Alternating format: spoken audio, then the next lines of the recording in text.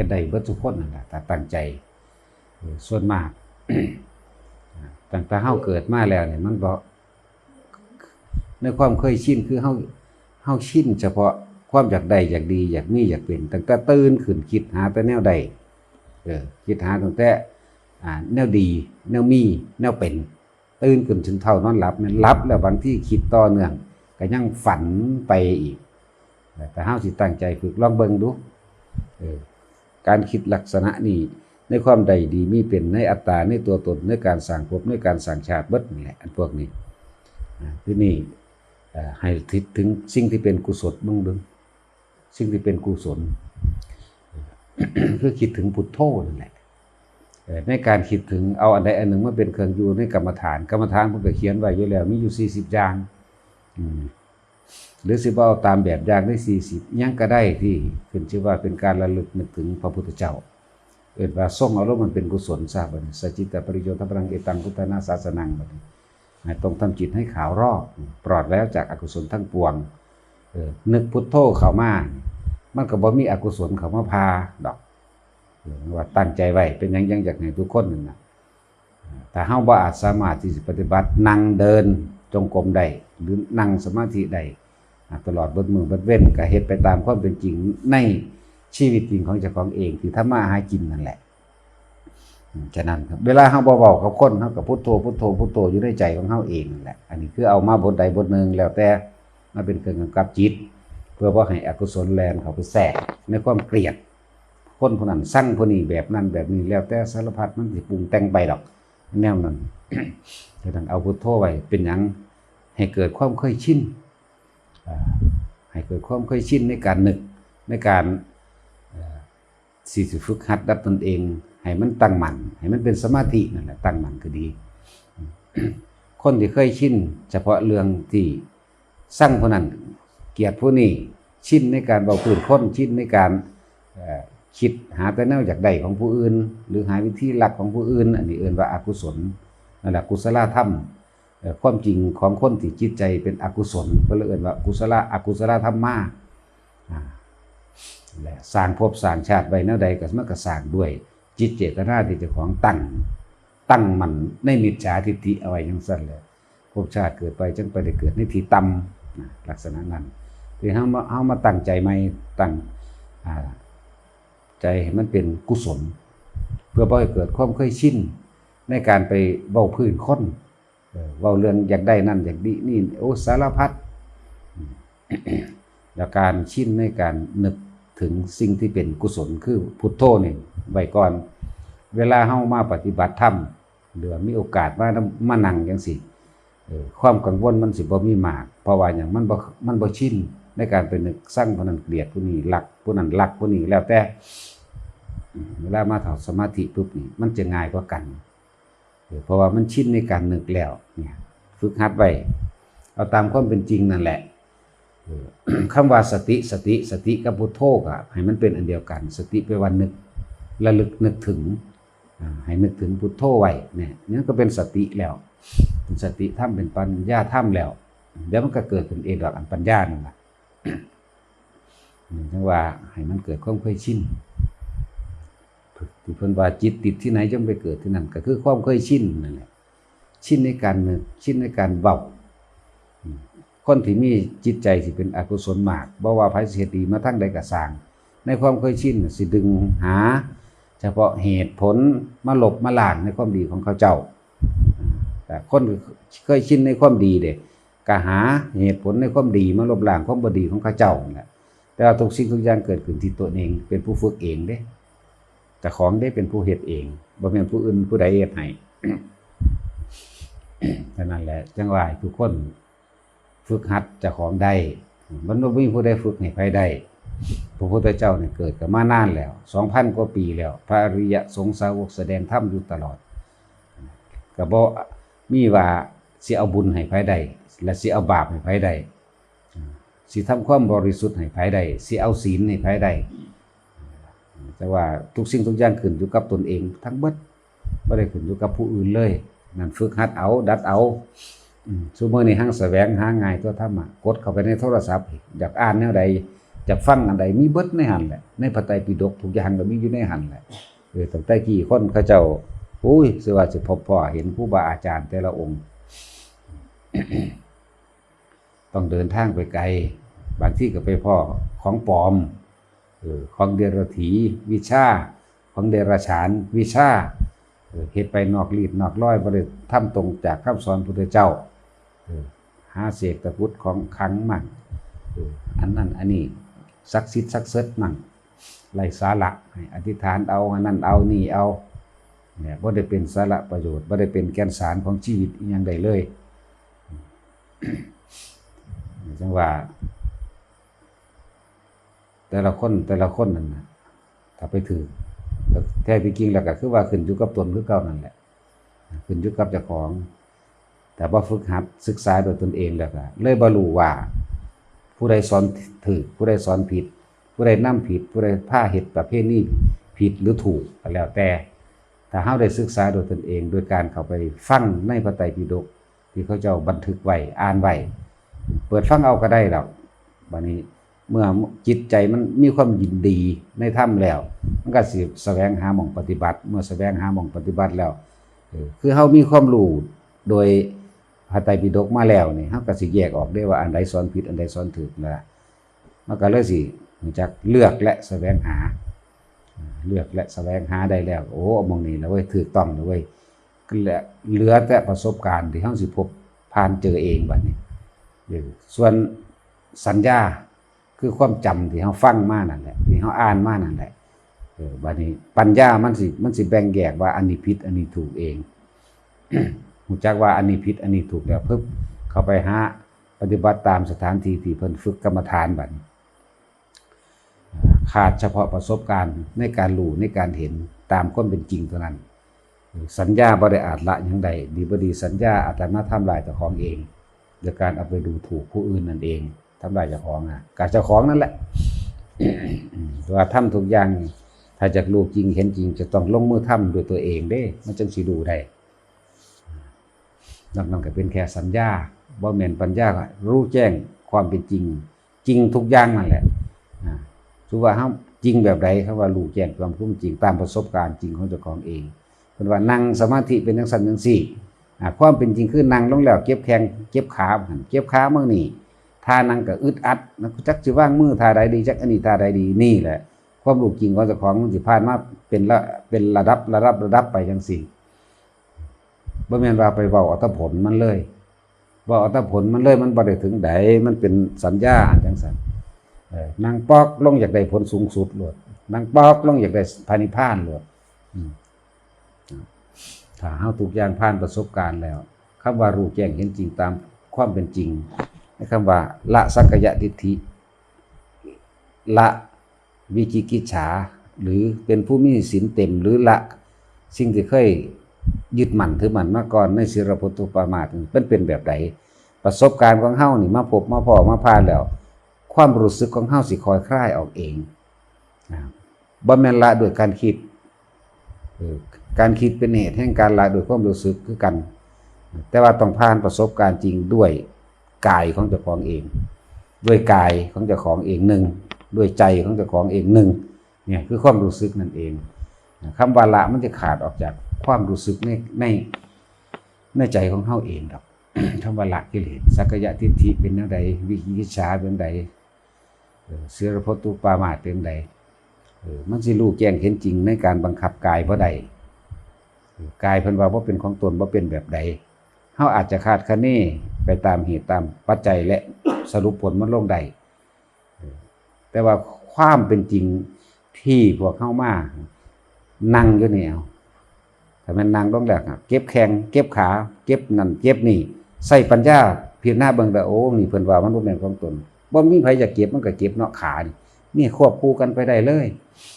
เพราะว่าหยังคำว่าสมาธิแปลว่าตั้งใจแล้วตั้งใจมั่นคงแล้วในการนี่จิตตั้งมั่นนี่นะตั้งมั่นแล้วในการสิพิจารณานี่แหละถ้านี่มันก็ไปน้ำกันตีคู่กันไปได้แล้วโอ้มันเป็นของตนเนาะนะว่าอย่าเก็บขาบางหันก็คือเก็บอยู่อย่านักหลังก็คือหนักอยู่อย่านักไหล่อย่านักข้อก็คือเป็นอยู่เนี่ย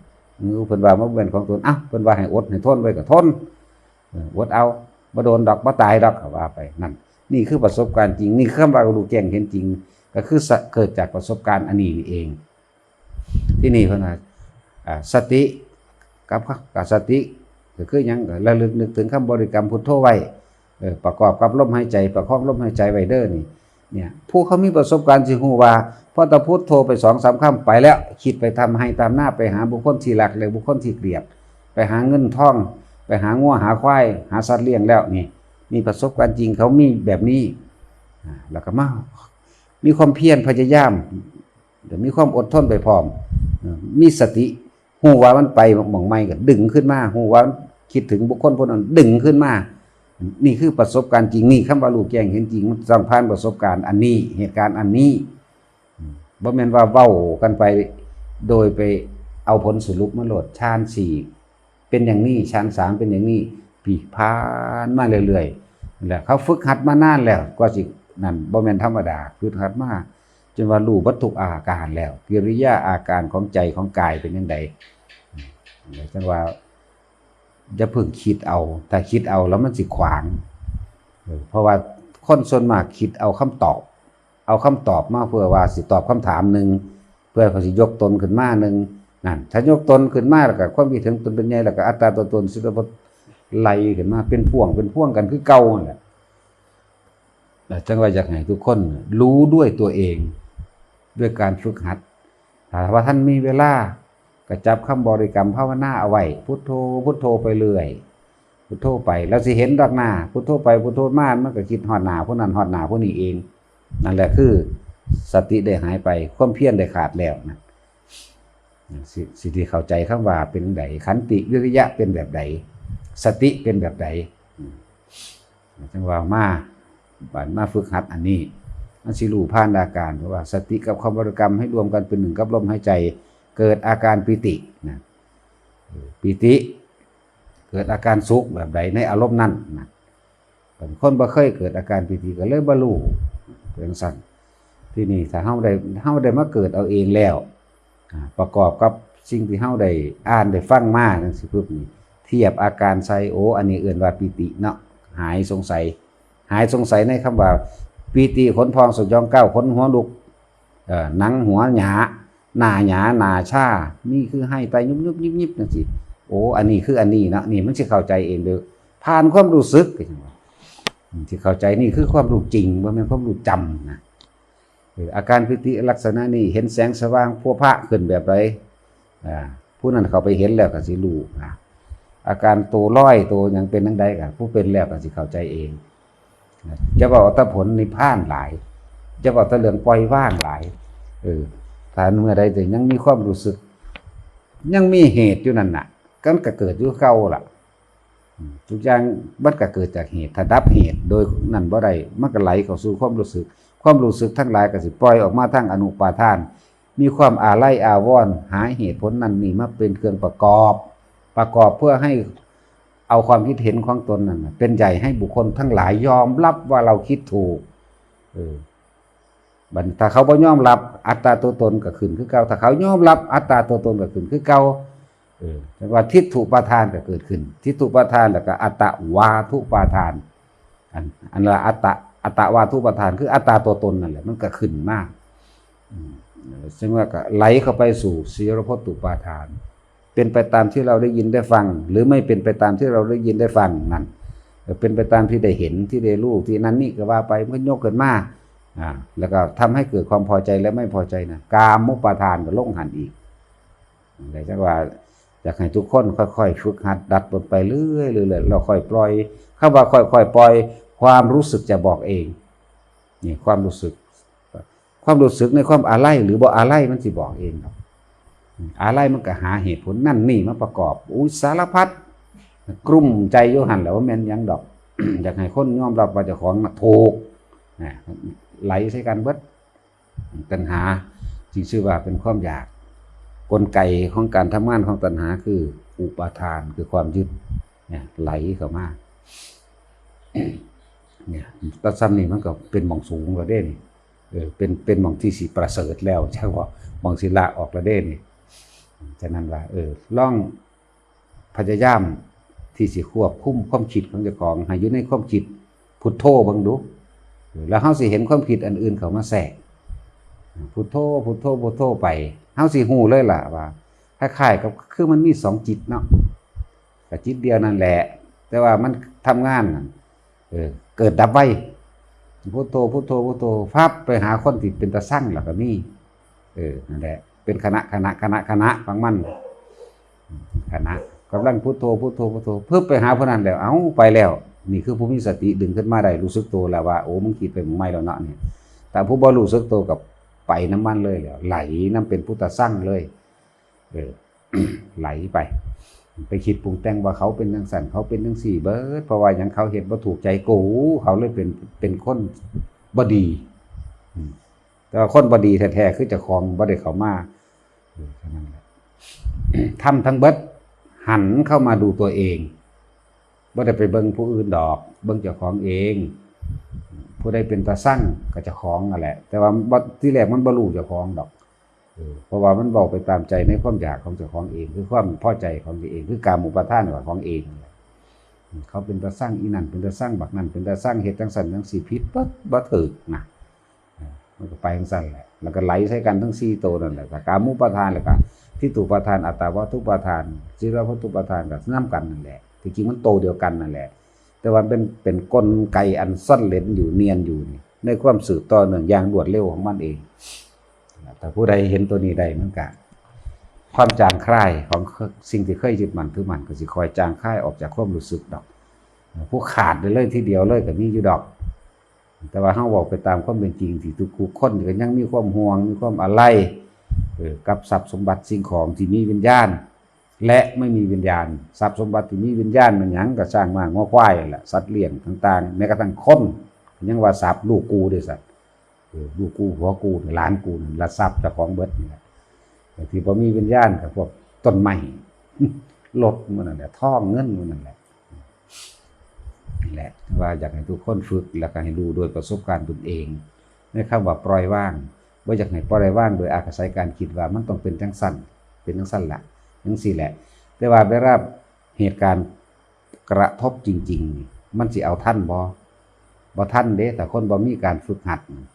คำว่ากระทบจริงๆคือเฮามาปฏิบัติขนาดผู้มาปฏิบัติอยู่จังสี่แหละก็สร้างเบื้องนั้นพวกบ้านไปแล้วพวกนั้นพวกนั่งฟ้านั่งสวรรค์ขนาดเขาย่องถูกต้องแล้วก็ยังเครียดไหมเนาะเห็นว่ายายบัวใสเขากินเหล้าอยู่เบิ่งเขากินเหล้าอยู่แม่นบ่ล่ะมีคนพวกบ้าพวกนั่งฟ้านั่งสวรรค์ไปแล้วพวกเขามันตกนรกตะเฮาแหละเขาก็เว้าถูกปานนั้นแหละแต่ของยังไปตกนรกแทนเขาเบิ่งดูเนาะโอ้ยอย่าไปทางนั้นนะนี่ผู้นึงเห็นบ่ล่ะจะต้องหวดเขาเว้าถูกแล้วก็จักเขาเว้าถูกแล้วบางคนพวกนั่งฟ้านั่งสวรรค์ไปแล้วแต่ความเครียดให้เขาเบิ่งดูหั่นแล้วไปตกนรกแทนเขาเห็นบ่ล่ะคือกันแหละครับพวกปฏิบัติธรรมอยู่ทางนี้ระวังดีๆแต่จอบสัตดาให้กันเขียนให้กันหลายระวังเด้ออยู่ร้านเราสิมีน้ำใจมีอภัยทานกว่ากันดีเนาะจอบถ้าเว้าผู้นั้นผิดผู้นี้ถือจังได๋สายเล็กมาอยู่บ่มื้อนี้หัวหน้าจอมตำหนิหมู่นั่นถ้าเขาสิเฮ็ดอันนึงอันนี้ก่อนเป็นหยังเด้เบิ่งดูคือบ่ไปเฮ็ดเอาเองแต่ที่แรกว่าแต่คนบายอีหยังเขาปั๊บเนาะโอ้ยเอาไปเฮ็ดก่อนนี่ก่อนไปหยังโดดเด้น่าสิไปเฮ็ดเอาเองบ่บอกผู้อื่นเฮ็ดหยังบุนั่นแหละบ่มีปัญญาจักบ่ถ้าเขาเฮ็ดอันนี้บอกให้เขาเฮ็ดอันนี้โดดมันคือเป็นจังซั่นบุนั่นแหละวันนี้มีปัญญาเด้จักบ่ครับปล่อยเขาเฮ็ดโดดไปหยังแต่ของอยากเฮ็ดแบบนี้ก็ไปเฮ็ดตัวคิดบ่ออกเนาะนั่นเขาเอิ้นหัวหน้าจอมตำหนิคนเด่นจักว่าหัวหน้าเว้าพื้นคนไว้อยู่หั่นแหละหัวหน้าใหญ่เป็นผอ.บ่เขาเอิ้นผู้อำนวยการแห่งการตำหนิเนาะเรื่องสั่นตัวผู้อำนวยการแห่งการตำหนิผู้อื่นเด้ผู้จัดการในหลายอย่างเป็นสั่นแหละว่าบัดห หาอันคนเขามาปฏิบัติธรรมเขาว่าเขาว่าปฏิบัติธรรมคือมีแนวนี้อยู่คือเขาว่าอีกแล้วเนาะโอ้ยไปอันอยู่ในวงเรายังมีน้ำใจกว่านี้อีกเขาว่าเด้อย่าเล็กเจ้าตอนนี้ไผบ่คักบ่กินใจบ่อินใจทั้งหลายนั่นก็บ่สู่พ่อใหญ่กองดอก แต่พ่อใหญ่กองขับรถตกหลุมแน่ได้บ่อุ้ยมันถึงอกถึงใจคือหยังนี่แล้วก็เอามาเว้าพื้นผัวให้ผู้อื่นฟังได้บาดนี้นะว่าล่ะเว้านี่มีอารมณ์ขนาดได้ตะกัดปากกักแข้งกักยุ่มดากใส่อีกว่าธรรมดาเด้ ตำไปนั่นนี่วากวีกใส่นั่นแหละหัวจักแล้วว่าความรู้สึกนั่นแหละความรู้สึกนั่นแหละอารมณ์มันเป็นสั่นแหละมันสิบุ้ยกินใจหัวจักว่าคนที่หักคือใดนั่นแหละเฮ็ดเป็นเจ้าของสิลงนรกอยากว่า แต่จริงๆน่ะคือทั้งความหลักความอะไรความอยากได้ดังใจเลยเจ้าหัวจักบ่นั่นแหละกามูปาทานมันอยากให้คนที่หักนั่นเฮ็ดถูกใจกูคักๆแม่นบ่สัตว์พอเอาทิ่มแล้วเนาะให้พ่อกองฟาดกับฟ้าโลด ถึงสั่นแล้วแต่ให้มันทันความรู้สึกตัวนี้ที่เจ้าของเป็นทุกข์นะครับมันทุกข์กับอันนี้แหละทุกข์กับอยากให้คนที่เจ้าของมักสุดๆใจนี่เฮ็ดถึกใจเจ้าของแต่ว่าถึกใจมันน้อยใจด้วยนั่นที่จริงนั่นน่ะมันสั่งเด้ มันหมักเก่าๆหูยากว่า มันหมักเก่าๆได้กันล่ะให้เขามักมันมัดเข่าลัดเข่าแต่ว่ามันลัดไปนรกจักบ่ล่ะในอารมณ์จังสิอยากให้ผู้อื่นเฮ็ดถูกใจเจ้าของบ่รู้เนาะถ้าเจ้าของยังเฮ็ดบ่ถูกใจเจ้าของ เรื่องสั้นแหละ คิดปรุงแต่งไปได้ว่าโอ้ยได้อารมณ์คือหยังนี่เพิ่นบ่ทันเพิ่นเอิ้นว่าบ่ทันความคิดปรุงแต่งของเจ้าของในความอยากได้ดังใจนี่เป็นกามูปาทานแต่ก็เมื่ออยากได้ดังใจแล้วมันก็เป็นอัตตวาทุปาทานเกิดขึ้นคือเก่าล่ะทิฏฐิก็เกิดขึ้นศีลพัตตุปาทานก็เกิดขึ้นจากให้เขาเฮ็ดแบบนี้นะผู้อำนวยการผอตำหนิผอนินทาไม่ใช่ว่างั้นบ่ จังซั่นแหละนี่มา5 ปีแล้วได้เจ้านำมานี่เนาะหังมีแต่หาทางสิไปนรก 5 ปีแล้วที่นำมาแต่ว่าหาแต่ทางไปนรกภาวนาก็บ่ทันเป็นเขาสอนหยังให้ก็บ่ได้เห็นบ่ซั่นคิดฮอดก็บ่ให้กองนั่นแหละ เจ้าอยากได้คักก็บ่ โอ้ยอยากได้คักอยู่แลนด์นำพุ่นล่ะเนาะบ่ได้แลนด์ได้ล่ะคือรถไฟ ขึ้นรถไฟสมน้ำหน้าอยากได้แห้งหลายเนาะ นั่นแหละภาวนาให้มันเป็นได้ว่าอย่างนั้นนะครับพุทโธมันสิเกิดเหตุการณ์นั้นขึ้นกูก็พุทโธไว้ลูกเขาก็ใหญ่เบิดแล้วเนาะเขาก็มีอาชีพการงานเบิดแล้วเจ้ายังสิไปแต่งการแต่งงานไว้ให้หลานอีกจนว่าเจ้าของเป็นเองมันเรียนจบดีแล้วมันเรียนอันนี้ไปได้บาดนี้ให้มันเป็นอันนี้ให้มันเป็นอันนั้นไปล่ะ มันพ่อเศร้าสร้างอนาคตแล้วล่ะหันเข้ามาดับอนาคตจะให้เจ้าของซะจะไปมีอนาคตเถอะหันเข้ามานี่มาเบิ่งความคิดเจ้าของก็ลองทุกข์กับเรื่องใดทุกข์กับเรื่องว่าคนทั้งหลายนี่บ่ถูกใจกูจะคนเข้าใจว่าล่ะที่เว้าไปนั่นแหละแต่เขาสิเอาหยังไปปลูกโอ้ยเอาไปปลูกบังหันซะเป็นหยังโลดแต่ของคือว่าจูงไปปลูกเองตั้งแต่ที่แรกเนาะแม่นว่าล่ะแต่เขาสิเว้านั่นบ่ถูกเด้หลวด จัดการวัตถุอย่างผู้อำนวยการนี่จักว่า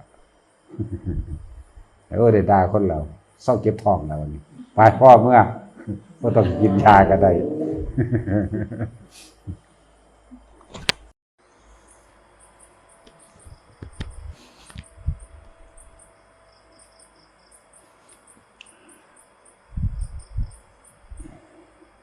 การภาวนาบ่แม่นว่าสิมาภาวนาเฉพาะที่ว่าเฮามานั่งอยู่นี่เด้บ่แม่นสิมาภาวนาเฉพาะเดินจงกรมหรือว่าอยู่ในวัด การทำงานกับการปฏิบัติธรรมคือการภาวนาได้ตลอดการทุกเมื่อนั่นแหละที่เฮาเฮ็ดหยังอยู่ก็สร้างภาวนาคือให้มันรู้สภาวะว่าเจ้าของคิดเรื่องใดก็แล้วแต่ส่วนมากก็ว่าได้คิดพอแล้วว่าเจ้าของคิดถึงคนผู้นั้นถึงคนผู้นี้หาเรื่องราวต่างๆก็มาคิดอันนี้ภาวนาเหลือเกินว่าเอาความคิดนี่ไปยึดกับคำบริกรรมไว้คำเดียวเฮาสิฮู้โตวของเฮาเองว่าขณะที่เฮาบังคับความคิดของเจ้าของอยู่ในขณะนี้มันก็ยังไปอยู่ไปหาผู้นั้นไปหาผู้นี้ไปคิดถึงผู้นั้นคิดถึงผู้นี้เรื่อยๆสิได้รู้ตัวเองได้บัดนี้โอ้ขนาดใจของเจ้าของยังบ่อาจสามารถควบคุมได้ถ้าว่าเอาจริงเอาจังบ่อาจสามารถควบคุมได้แท้ๆแล้วก็ไปว่างว่าแล้วสิแปลภาษาอีหยังกับใจผู้อื่นอยู่ในกายของผู้อื่นพุ่นคนเฮาเป็นทุกข์เพราะว่าผู้อื่นก็บ่อึดเด้เยอะแยะมากมายเลยโดยเฉพาะประเภทว่าคนที่มีลูกมีผัวมีเมียอยู่แล้วนั่นน่ะสิเอาความสุขความทุกข์อีกต่างๆได้ความรู้สึกนึกคิดต่างๆไปอยู่กับสิ่งเหล่านั้นแหละไปอยู่กับลูกไปวาดอนาคตไว้ให้เขาไปอยู่กับหลานเหลนหล่อนและเรื่องราวต่างๆไปอยู่กับผัวไปอยู่กับเมียเวลามันเกิดเรื่องนั้นนี่จะไปจังซี่ประเภทผู้สาวผู้เบาก็ไปอยู่นำผู้สาวผู้เบาผู้เจ้าของคิดฮอดมักจังซี่ ที่นี่โดยหลักธรรมร่วมลงที่สุดของหลักธรรมแบบคือตัวจิตนี่เองคือความคิดทั้งหมดนั่นแหละถ้าผู้ใดรู้เท่าทันความคิดประกอบกันกับเอาหลักธรรมที่พระพุทธเจ้าเฮาเพิ่นบัญญัติไว้แล้วแสดงไว้แล้วนะครับมาเทียบเบิ่งเด้อเฮาสิเห็นความจริงในตนเองที่ว่าคนเฮาส่วนมากเอาความรู้สึกนึกคิดไปอยู่กับผู้อื่นจริงหรือบ่จริงเนี่ยน้อมเข้ามาเบิ่งบัดนี้ถ้าบ่มีธรรมมาเป็นเครื่องเทียบบ่รู้ได้ดอกผู้ใดเห็นทุกข์แล้วเอาทุกข์ที่เจ้าของมีอยู่ในประสบการณ์จริงนี่แหละแล้วเอาไปเทียบกับธรรมว่าเพิ่นเว้าถูกหรือเว้าผิดถ้ายอมรับในความจริงมันจะเห็นความจริงของตนเองว่าเจ้าของกำลังดิ้นรนขวนขวายทุกข์อยู่กับไผอีหยังพาทุกข์ผู้ใดอยู่เบื้องหลังแห่งความทุกข์อันนี้จิตกับความอยากราคะนี่คือความยินดีพอใจในสุขตัวเดียวนั่นแหละมีความยินดีพอใจในสุขตัวเดียว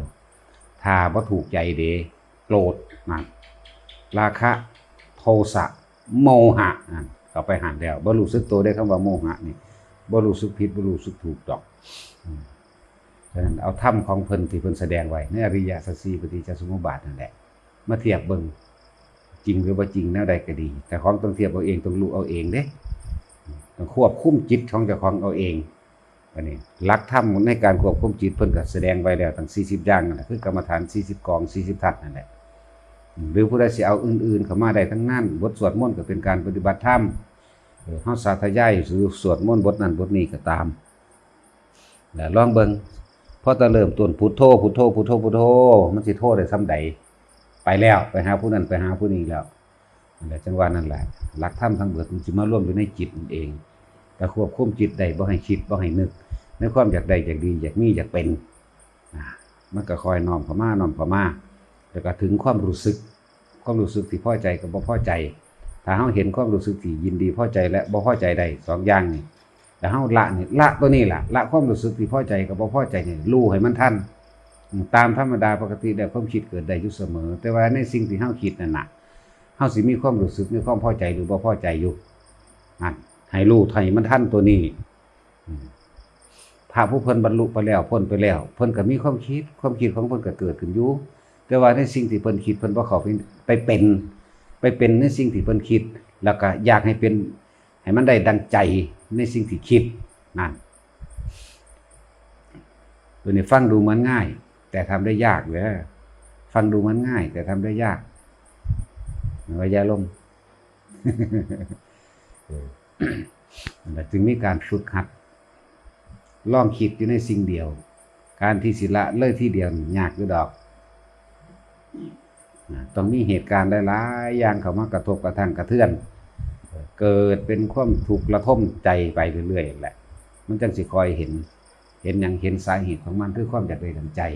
แล้วก็ดิ้นรนค้นคว้าให้มันเป็นไปได้ดังใจ เกิดความรู้สึกขับแค้นใจถ้ามันบ่ได้ดังใจครับ มันได้ดังใจก็มันก็เลยติดความได้ดังใจเมื่อติดความได้ดังใจแล้วถ้ามันบ่เป็นปกติคือความได้ดังใจมันก็ดิ้นรนขวนขวายเพื่อให้ได้มาในสิ่งที่เจ้าของอยากได้ดังใจนั่นเองคุณจะบอกว่าเมื่อใดที่เธอปรารถนาสุขเมื่อนั้นทุกย่อมแล่นติดตามเธอดุจดังเงาจริงทั้งนั้นแหละนี่ก็เนื้อยะหนึ่งอีกเนื้อยะหนึ่งก็คือว่าจิตติดที่ไหนย่อมไปเกิดที่นั่นคิดหอดงัวดูผู้ใดเลี้ยงงัวปั๊บอยู่ในงัวเนาะคิดหอดรถมอไซค์ดูอยู่ในรถมอไซค์นั่นแหละจิตนะมันบ่มีรูปร่างตัวตนดักแต่ว่ามันซ่อนเล่นอยู่กับทุกสิ่งทุกอย่างที่เฮาคิดไปถึงมันนั่นเองจิตคือความคิดที่จริงคิดมโนวิญญาณอันเดียวกันนั่นแหละแยกซื่อๆดอกแยกเพื่อให้เกิดเข้าใจจิตคือคิดมโนคือภาพที่มันจำได้เลื่อนมโนนึกวิญญาณคือความรู้สึกตัวรับความรู้สึกหยังรู้สึกพอใจกับบ่พอใจนั่นแหละจิตมโนวิญญาณกันมารวมแล้วคือตัวเดียวกันการทำงานของมันนั่น ถ้าผู้ใดหยุดความคิดได้คำว่าหยุดความคิดเนี่ยโอ้ยากเลยเนาะบักเมื่อกี้คันว่าตามธรรมดาแล้วความคิดนี่เกิดขึ้นได้อยู่เสมอเนาะบัดคันว่าให้หยุดเนาะ หมายถึงว่าความคิดเกิดขึ้นได้เสมอแต่ว่าเฮาลองมาคิดในคำเดียวเอาคำบริกรรมพุทโธนี่ล่ะเป็นเครื่องคมไว้ขี้ไว้เต็งไว้ยึดไว้ผูกไว้ลองเบิ่งดูเฮาสิเห็นดอกขนาดผูกอยู่บันไดดึงไว้อยู่บันไดกระสังแล่นไปหาผู้นั้นแล่นไปหาผู้นี้หาสัตว์สิ่งของเนาะไปจังซั่นแต่ว่าอีหยังกระสังทุกคนสำเร็จได้เพราะว่าความเพียรนั่นเองศรัทธาเฮามีอยู่แล้วปัญญาเฮาเห็นอยู่เฮาก็ฮู้อยู่แล้วบาดนี้ความเพียรของเฮาพยายามสิมันอยู่นี่เฮ็ดไปเฮ็ดมาเดี๋ยวมันก็ชินไปเองดอกคอยชินไปก็เลยอยู่ในคำเดียวนี่แหละคำว่าพุทโธสัตว์ไปสัตว์มาพุทโธหายเองเด้บ่แม่นแต่ว่ามานั่งหลับตาอยู่นี่เด้อในการภาวนาของคนทำการทำงานก็สร้างพุทโธไปเรื่อยๆแล้วพุทโธหายเองพุทโธหายเองแต่เกิดสิ่งอันใดขึ้นมาคือคำว่ารู้นี่สิรู้ขึ้นมาได้บัดนี้รู้อันใดเป็นทุกข์รู้อันใดเป็นสาเหตุแห่งทุกข์ได้บัดนี้เมื่อรู้แล้วมันสิแยกแยะเจรไนพิจารณาของมันเองเมื่อมันสิเกิดขึ้นไปเรื่อยๆดอกอันนี้เว้าคือง่ายเว้าคือเฮ็ดเดือนนี้ได้เดือนนี้เด้แต่จริงมันโอ้แม่นำมันพอแห้งแล้วสิเฮ็ดมาเท่าไหร่ปีแล้วเสื้อสิจับเงื่อนจับต้นส้นปลายได้รู้สิ่งนี้ควรรู้สิ่งนี้ไม่ควรสิ่งนี้ถูกต้องโดยชอบธรรมสิ่งนี้ผิดจังสี่รู้แต่ว่าบ่ยึดทั้งสองอย่างแล้วก็เอาตัวเองนี่ หลุดรอดออกจากความยึดมั่นถือมั่นในสิ่งที่เขาไปรู้เด้รู้อันใดสิกระทบให้เกิดอารมณ์ใดนี่ดับพับนี่มันรู้แบบนี้มันหยุดพับระดับจังว่าภาวนาไปเถอะตราบใดทั้งยังมีลมหายใจอยู่นั่นน่ะเหตุการณ์เหตุงานที่ยังก็ได้ทั้งนั้นแหละมันเป็นวิธีการแยกมันสิเห็นตัวจริงของมันดักหน้าอันร่างกายนี่จังได้กับปลอมแน่นอนแหละร่างกายนี่บ่มีอยู่จริงดักหน้าบ่โดนมันก็ตายเน่าเผาถิ่นแต่ว่าตัวบ่ตายนี่ตัวมันไปหายึดติดบางหันบางนี้เนี่ยเพราะความรู้สึกนึกคิดของเฮาเองนั่นแหละไปติดกับสิ่งนั้นสิ่งนี้มันก็ไปหาเกิดกับสิ่งนั้นสิ่งนี้นั่นแหละอันนี้เป็นจังซั่นแต่ผู้ใดอยากรู้จักจิตว่าเป็นจังไดคิดถึงสิ่งนั้นสิ่งนี้อันนั้นแหละมันก็จะได้รูปภาพที่เจ้าของคิดถึงนั่นเองไปหันจิตสุดท้ายก่อนตายสำคัญที่สุด ฉะนั้นจังว่าทุกคนเป็นหยังจังหาหม่องยึดไว้ทางอื่นซะก่อนยึดพุทโธไว้ได้น้อยๆเฮาตายเฮาก็ไปสวรรค์พอได้มีโอกาสได้แก้ไขตัวเองข้างบนแต่ว่าถ้าดูบ่เท่าบ่ทันไปยึดอารมณ์ความเกลียดความโกรธความขับแค้นใจกับบุคคลผู้นี้ผู้นี้นะมันไปนรกเด้ยึดอารมณ์ในความอยากได้สิ่งใดสิ่งหนึ่งจนว่าเกิดความห้นห้วยเกิดความรู้สึกเฮ็ดจังได๋กูสิได้หนอวนไปวนมาคิดหาวิธีสิได้โลภได้อันนั้นนั่นแหละเปรตอันนั้นสั่นถ้าได้ลงไปในอบายภูมิแล้วจักยามใดสิได้เป็นคนจักยามใดสิได้พอพุทธศาสนาอีกนั่นบ่แม่นของง่ายเด้การเกิดเป็นคนนี่ก็ยากพอแห้งแล้วนี่คือเพิ่นเทียบไว้นั่นแหละตาบอด100 ปีอยู่ในทะเลกว้างสุดหูสุดตาทิม กระบอกไม้ไผ่ลงจักว่าตาบอดไม่ได้เห็นหงเด้ ทีมกระบอกไม้ไผ่ลง100 ปีโผล่มาเทื่อนึงจังมีความพอดีกันกับเอาหัวซุบเขานี่กระบอกไม้ไผ่ได้นั่นแหละมันเกิดยากขนาดนั้นคำว่าเกิดเป็นคนถ้าคนก็เกิดยากขนาดนั้นแล้วบัดนี้พุทธเจ้าเกิดยากยิ่งกว่าคนอีกเพราะนั้นหลายล้านเท่าคำว่าพุทธเจ้านี่พอพุทธเจ้าโพธิสัตว์สวัสดิมีขึ้นมาจักองค์หนึ่งขึ้นมานี่โทยากกว่าเต่า100 ปีไหม100 ปีได้จังโพขึ้นมาทีหนึ่งเอาโพขึ้นมาจังว่ามันสิปราบเข้าไปในกระบอกไม้ไผ่นั่นบ่ล่ะเนาะที่เบิ่งเนี่ยทะเลกว้างสุดหูสุดตาจังมันสิอยู่หม่องใดกระบอกไม้ไผ่นั่นทั้งสั้นแหละแต่คนเฮาตอนนี้บ่ทันได้สำนึกดอกบ่ทันได้สำนึก ส่วนมากสิคิดได้เมื่อภายหลังคือได้พลาดไปแล้วได้เป็นไปแล้วบาปกรรมทุกอย่างที่ทุกคนไปตกนรกนะอย่าลืมนะในขณะตกมันคิดได้เด้คิดได้คือนั่งกินทานไฟจังสิมันหูจักอยู่ได้ว่าเฮ็ดหยังมันบ่อยากกินแต่วันทางนั่งสูบใส่ปากของใหม่ลงแต่ใหม่แต่ปากใหม่ลงหาในท้องในคอคอยใหม่ไปเรื่อยเลยตายเจ็บปวดแสบร้อนแต่ว่าดูจังสั่นนั่นเอิ้นว่ากรรมมันเป็นของมันเองมันธรรมชาติอันนี้ฝืนยากคือหยังนี่คือตอนเฮาตกนรกดีมันไปจกก่อนขี้กระเดียนมากินเนี่ยมันบ่ได้อยากกินจักเม็ดมันบ่ได้อยากกินเลยก่อนขี้เดียนเป็นปุ่มอยู่สิจักแค่น้อยๆพอกำปั้นนี่แหละมันหูจักว่าเป็นกรรมใดเป็นบาปใดที่เฮาเป็นในตอนนั้นแต่ว่ามันเดมือไปแล้วยัดเข่าไอ้ความรู้สึกนี่มันบ่ได้อยากกินเด้หูจักมันบ่ได้อยากเลยแต่ว่ามันไปทั้งที่ฝืนนี่มันหูอยู่ได้ว่าเฮ็ดหยังในตัวในใจนี่ตัวนี้กินเข้าไปแล้วพวกน้ำเมือกขี้กระเดือนแตกออกน้ำหูดังน้ำหูออกตา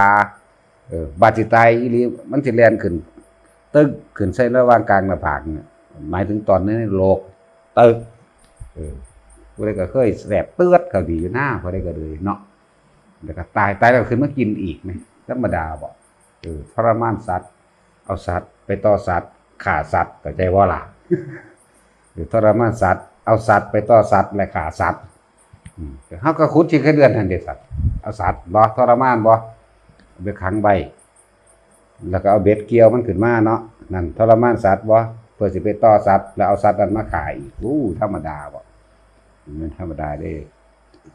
หยุมมากินบัดนี้หยุมกินคือจังมันแซ่บนี่แต่สมมุติว่ามีคนเห็นเฮากินลักษณะนั้น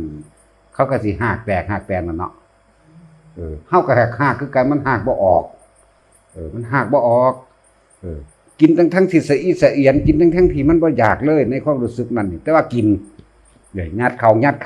อยู่ธรรมดาโดนเติบหลังจากตัวนั้นมาปุ๊บเบิดตัวนั้นมาก็เข้าไปอยู่ในแท่งทึบเป็นกล้องสี่เหลี่ยมบัดนี้แต่ว่าเป็นหินกล้องสี่เหลี่ยมเขาก็ปล่อยน้ำมาจักมันมาจะใสได้มันคอยล้นขึ้นคิดเบิ่งเฮาสิกระวนกระวายขนาดใดก่อนเฮาสิตายเนาะมันคือคนอีหลีนี่ล่ะอีนี่อันนี้นี่ล่ะน้ำคอยสูงขึ้นมึงดูมันดิ้นรนแล้วปีนขึ้นมาหันมึงนี่สุดท้ายมากับน้ำคอยท่วมเขาหายใจเขาฟึดกับน็อกเขาในระหว่างกลางนี่ตายอีกก็เป็นอีกธรรมดาบ่ได้ว่าไปสวรรค์ได้ข่อยเขาหาว่าเป็นแนวเร็วๆซ้ำๆเจ้าของเด้ นั่นแหละตกนรกเป็นสั้นขังเดี๋ยวขังเขาจนตายจะขังเท่าใดแล้วมันจังร่วมกันเป็นได้ขนาดนั้นแต่ของก็เลยเอาไปขังลองเบิ่งดูน้ำจักมาจังใดนี่มันออกมาเองของมันจะเป็นน้ำจริงๆแบบบ่ได้ขึ้นน้ำประปาเด้บ่ได้คือปล่อยลงมาเด้มันออกมาเองของมันคือลื่นขึ้นโอ้โหธรรมดาบ่ตอนเฮาสิตายนี่มั้ยตอนเฮาคิดถึงตอนว่าน้ำสิท่วมมาฮอดหันนี่ดีมันบ่ธรรมดาเด้ตายก็จมลงไปก็เดี๋ยวนึงวางลงมาเป็นเจ้าของอยู่อีกคือเอาน้ำก็ไหลลงอีกยืนขึ้นดิ้นรนอีกเป็นจุงสั่นแหละจักเท่าใดพอแห้งอยู่นี่พูดถึงว่าเจ้าของตกเองเด้นี่ว่าความรู้สึกตัวนั้นถอดมาให้พวกเจ้าฟังว่าตกนรกตอนกินขี้ไก่เดือนก็เป็นแบบนี้ตอนเขาเอาขังไว้ในก้อนหินนั่นก็เป็นแบบนั้น แต่ว่าไฟว่าทันตกดอกไฟ เอาอ่อนๆก่อน อันอื่นว่าตกได้ซ้ำนั่นแหละ ตอนตายอยู่ในป่าอ้อย เป็นสั้นขนาดปฏิบัติธรรมเด้พวกเจ้าเอ๋ยไปคิดว่าบ่ปฏิบัติเด้ปฏิบัติไปพร้อม อ่านหนังสือธรรมะถึงเวลานั่งภาวนากับภาวนาใส่เบ็ดกับภาวนาพุทโธอยากบอก แต่ว่าพุทโธแล้วพุทโธอีกเห็นเบ็ดมันกองหนวดเงาหูปลาดุกบอกว่าล่ะมันคิดไปเห็นละธรรมดาบอกมันบ่ได้ไปอยู่หันนี่ความรู้สึกตัวจริงมันไปอยู่น้ำอันสิได้พุ่นน่ะและเป็นสั้นผู้ใดก็เคยใส่ตัวพวกผู้ชายผู้หญิงก็สิเคยอยู่ดอกถ้าเห็นแล้วมันดีใจว่าสั่นเนาะเป็นจังสั่นเด้แหละมันหลงเห็นผู้อื่นเป็นอาหารเนาะบ่ได้เห็นว่าเขาเป็นสัตว์เพื่อนตัวแก่คือตายเด้แต่ว่าก็ธรรมดาล่ะเป็นธรรมดาของมื้อนี้มันผ่านมาแล้วล่ะผ่านมาแล้วแต่จังว่าทุกคนนะอย่าลืมพุทโธกำกับไว้ตลอดตื่นขึ้นมาเร่งใส่ถ้ำตลอดว่าเป็นอย่างเร่งใส่ถ้ำนะเร่งใส่คำภาวนาพุทโธได้ธัมโมสังโฆหรือนามัตถุพุทธนังหรืออิติปิโสได้ทั้งหมดนั่นแหละอันใดก็ตามที่นึกถึงแล้วคิดถึงแล้วไม่เกิดความเร่าร้อนกระวนกระวายเอาตัวนั้นเป็นเครื่องกำกับไว้เวลามันถึงความสงบมันติเป็นเองของมันดอกหน้ามันเต็มที่ของมันคือเฮาตักน้ำล่ะตักไปเรื่อยๆเห็นมันองค์ใหญ่ๆนึงก็ดีตักมือละขันละขันละขันก็เต็มเองเต็มแล้วเป็นเองดอกหน้าเวลาจิตมันร่วมจังซี่ความ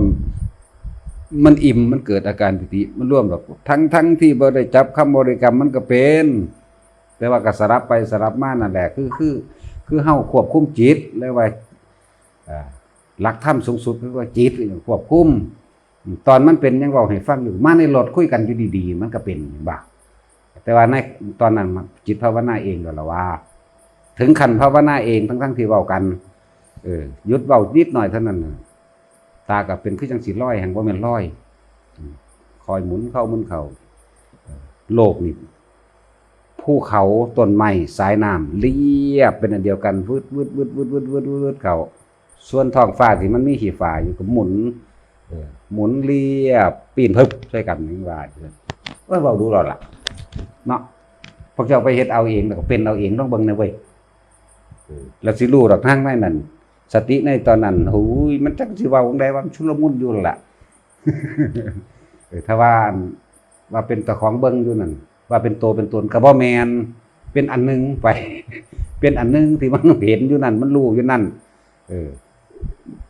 มันอธิบายยากว่าไปเป็นเอาเองด้วยไปพ่อเศร้าเมื่อ ไม่คิดยากหลายหาคนกินเหล้าเมายาถามว่าผมปฏิบัติได้บ่ได้เป็นยังสิบ่ได้นั่นแหละจังว่าเฮ็ดไปเรื่อยๆมึงบ่กล้ากินเบิดมื้อเบิดคืนตลอด24ชั่วโมงดอกนามันต้องมีเวลาหายใจแหละมึงต้องทั้งกินทั้งหายใจไปนำก็ได้ตัวไอ้มันตัดกันในจักเล็กจักน้อยตัวนั่นแหละเฮ็ดไปอ้วนมึงตื่นบ่ทันติจึงบ่ไปน้ำหมู่มื้อนี้คือเป็นจังอีกหรือกินหลาย กินหลายเข้าห้องน้ำบ่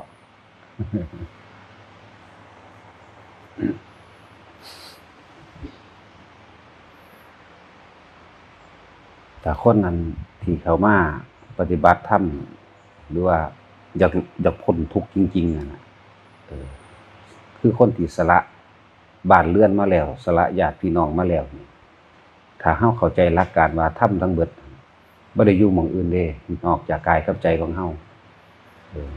บ่หาแต่เที่ยวไปทางใดก็ได้บ่หาแต่เข้าป่าบ่หาแต่เข้าถ้ำเข้าภูเข้าผาก็ได้ถ้าเฮาเข้าใจหลักของมันแล้วเพราะว่ามันอยู่ในกายของเฮานี่เองหูดังเฮานี่แหละอยู่ในลมหายใจนี่เองแหละจึงบอกว่ามันอยู่ในกายมันอยู่ในใจถ้าเฮาเข้าใจหลักการแล้วก็พยายามอยู่กับปัจจุบันคำว่าปัจจุบันคือลมหายใจเข้าลมหายใจออกจึงเอิ้นว่าปัจจุบันนอกนั้นเป็นอดีตเป็นอนาคตเบิดนั่นแหละสมมุติแม้นผู้เพิ่นจาริกเที่ยวไปในป่าไปบำเพ็ญเพียรในป่าก็สร้างก็ไปอยู่แค่กายกับใจเจ้าของคือเก่านั่นแหละบ่ได้ไปว่าไปอยู่ป่าแล้วจังสิได้เห็นธรรมจังสิได้รู้ไปอยู่ในธรรมแล้วไปอยู่ในสถานที่อื่นๆต่างๆเยอะแยะ ที่ผ่านมาแล้วจึงสิเห็นก็บ่แม่นนั่นแหละเพราะว่าเฮาได้ยินได้ฟังมาแล้วเรื่องเอิ้นว่าอดีตการอ่านการฟังจากสถานที่ปฏิบัติต่างๆสำนักต่างๆจากครูบาอาจารย์ต่างๆจากหนังสือต่างๆที่เฮามาแล้วสรุปแล้วที่เฮาเป็นมาไปมานี่ก็ดีบ่เหนือจากกายจากใจของเฮาเลยนะสิไปอยู่ในถ้ำในเงื้อมผาใดก็สร้างอยู่ในหน้าหิวใดก็สร้างอยู่ก้อนหินโขดหินใดภูเขาใดก็ตามอยู่ในลมหายใจคือเก่าเนี่ยคือสรุปรวบยอดไม่ทุกคนรู้จักว่าแม้นเฮาสิเที่ยวไปตามต้นไม้ภูเขาก็ตามอยู่ในลมหายใจคือเก่านั่นแหละคนที่ว่าอยากไปพุ่นอยากไปพี่อยากไปก็ไปบ่เป็นหยังแต่ไปไสก็สร้างบัดนี้มันอยู่ในลมหายใจ สำหรับคนที่สละมาแล้วนะอันนี้นักปฏิบัติที่สละตัวเองจากครอบครัวป้าผัวป้าเมียมาแล้วถิ่มทรัพย์สมบัติมาแล้วบ่อยากได้อีหยังแล้วในความคิดของอนาคตอันเป็นอดีตเนื่องจากอดีตอ่านมาแล้วเพิ่นสละแบบนั้นเพิ่นสละแบบนี้เพิ่นต้องถิ่มแบบนั้นตรงนี้ต้องหนีต้องห่างจากบ้านเมืองของเก่าเจ้าของเองหนีจากความคุ้นเคยหนีจากความผูกพันมันยากคือดอกอันเดียวหนีจากความผูกพันแต่ว่าหนีจากความคุ้นเคยความชินหนีจากบุคคลที่รู้จักหรือว่าสละมาแล้วออกจากครอบครัวออกจากเรือนออกจากญาติพี่น้องมาแล้วเที่ยวแสวงหาไปในป่าจาริกคนเข้าใจว่าทุดงค์การไปในป่านี่ทำการเดินไปตามนั้นก็เอิ้นว่าจาริกเที่ยวไปในป่าหรือว่าเที่ยวไปตามสถานที่ต่างๆเอิ้นว่าจาริกบ่ได้เอิ้นว่าทุดงค์ทุดงค์คือการควบคุมลมหายใจนี่ต่างหากทุดงค์น่ะ ข้อวัดปฏิบัติหรือควบคุมลมหายใจนี่เอิ้นว่าทุดงค์ผู้ใดเห็นพระแบกไปในป่าก็ว่าพระทุดงค์ก็ถือก็บ่ผิดดอกแต่ทุดงค์จริงๆนี่พี่มันควบคุมอารมณ์ความรู้สึกลมหายใจเจ้าของควบคุมความคิดเจ้าของบ่ให้มันแล่นไปทางไม้สิเด้ สำหรับผู้เพิ่นสละจากทรัพย์สมบัติมาแล้วจากครอบครัวมาแล้วแม้นเฮาสิเที่ยวไปทางใดก็ตามอยู่ในลมหายใจนี่เองดังนั้นไปหาอดีตและอนาคตทั้งเบิดโดยบ่ได้เข้าใจคำว่าปัจจุบันอยู่ไสเฮาอยู่ในห้องแคบๆเฮาก็สามารถรู้ได้เบิดโลกเพราะว่าเฮาบ่ได้แต่ว่าบ่ได้แม่นทรงความรู้ทรงความคิดเห็นไปหาให้มันฮู้นั่นฮู้นี่เด้มันเป็นเอาเองดอกเนี่ยควบคุมลมหายใจตัวเองให้ได้เถอะนาบ่หาแต่ไปเห็นโดยสถานการณ์จริงๆนำเขาก็ได้ดอก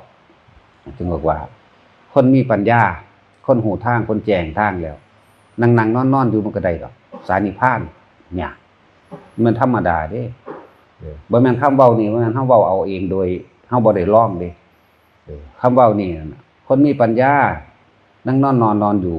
ก็รู้ได้เองหรอกนิพพานนั่นน่ะนี่อยู่ในกิริมานันทสูตรนะนี่ที่มีพระสูตรยืนยันอยู่ในกิริมานันทพระสูตรเด้อ แม่นบ่ล่ะคือว่าล่ะว่าแม่นบ่ซั่นบ่เคยฟังเคยอ่านซั่นบ่บุไปก็ดีเนาะเพราะว่าพระนิพพานอันนอกที่ไปหาอยู่ตามต้นไม้ภูเขาดินน้ำลมไฟทั้งอื่นดินฟ้าอากาศทั้งหลายบ่อาจสามารถสิพบพระนิพพานบ่อาจสามารถสิเข้าถึงที่สุดของโลกได้เพราะที่สุดของโลกนั้นบ่อาจไปโดยยานพาหนะบ่อาจไปโดยการเดินทางไปบ่อาจไปด้วยบุคคลผู้ใดผู้หนึ่งนำพาไปได้แต่ว่าที่สุดของโลกอยู่ที่ลมหายใจของเฮาเด้อนั่นแหละจึงบอกว่าคนที่มีปัญญารู้แจ้งแล้วแท่งตลอดแล้วรู้รอบแล้วเอิ้นว่ามีปัญญารู้รอบรู้เบิดทุกอย่างแล้วแต่ว่ายังอยู่อย่างเดียวว่านี่ต้องว่างรู้จักว่าล่ะรู้จำรู้จดรู้จำรู้แนวรู้ทางรู้นี่คือหนทางเกิดรู้นี่คือแนวหนทางดับแล้วควบคุมความรู้นั้นกับเขามาอยู่สู่ลมหายใจเท่านั้นมันนั่งอยู่ในห้องแคบๆได้มันก็อยู่ในลมหายใจมันไปสู่โลกกว้างเดินทางไปตามป่าตามเขาได้ก็แล้วก็ไปกับลมหายใจคือเก่าแม่นี่แหละจังว่าถ้าสละตัวเองมาแล้วนะเฮาพยายามวางความเกี่ยวข้อง กับญาติสนิทมิตรสหายเก่าๆที่เคยมีมาสละบ้านเพราะว่างกังวลหรือปริโภทอันเกิดจากการคุกคีโดยญาติทั้งเบิดนั่นแหละว่าพ่อแม่ลุงป้าอาพี่น้องเพื่อนฝูงต่างๆที่เคยรู้จักปริโภทกังวลเพราะสถานที่อันเก่า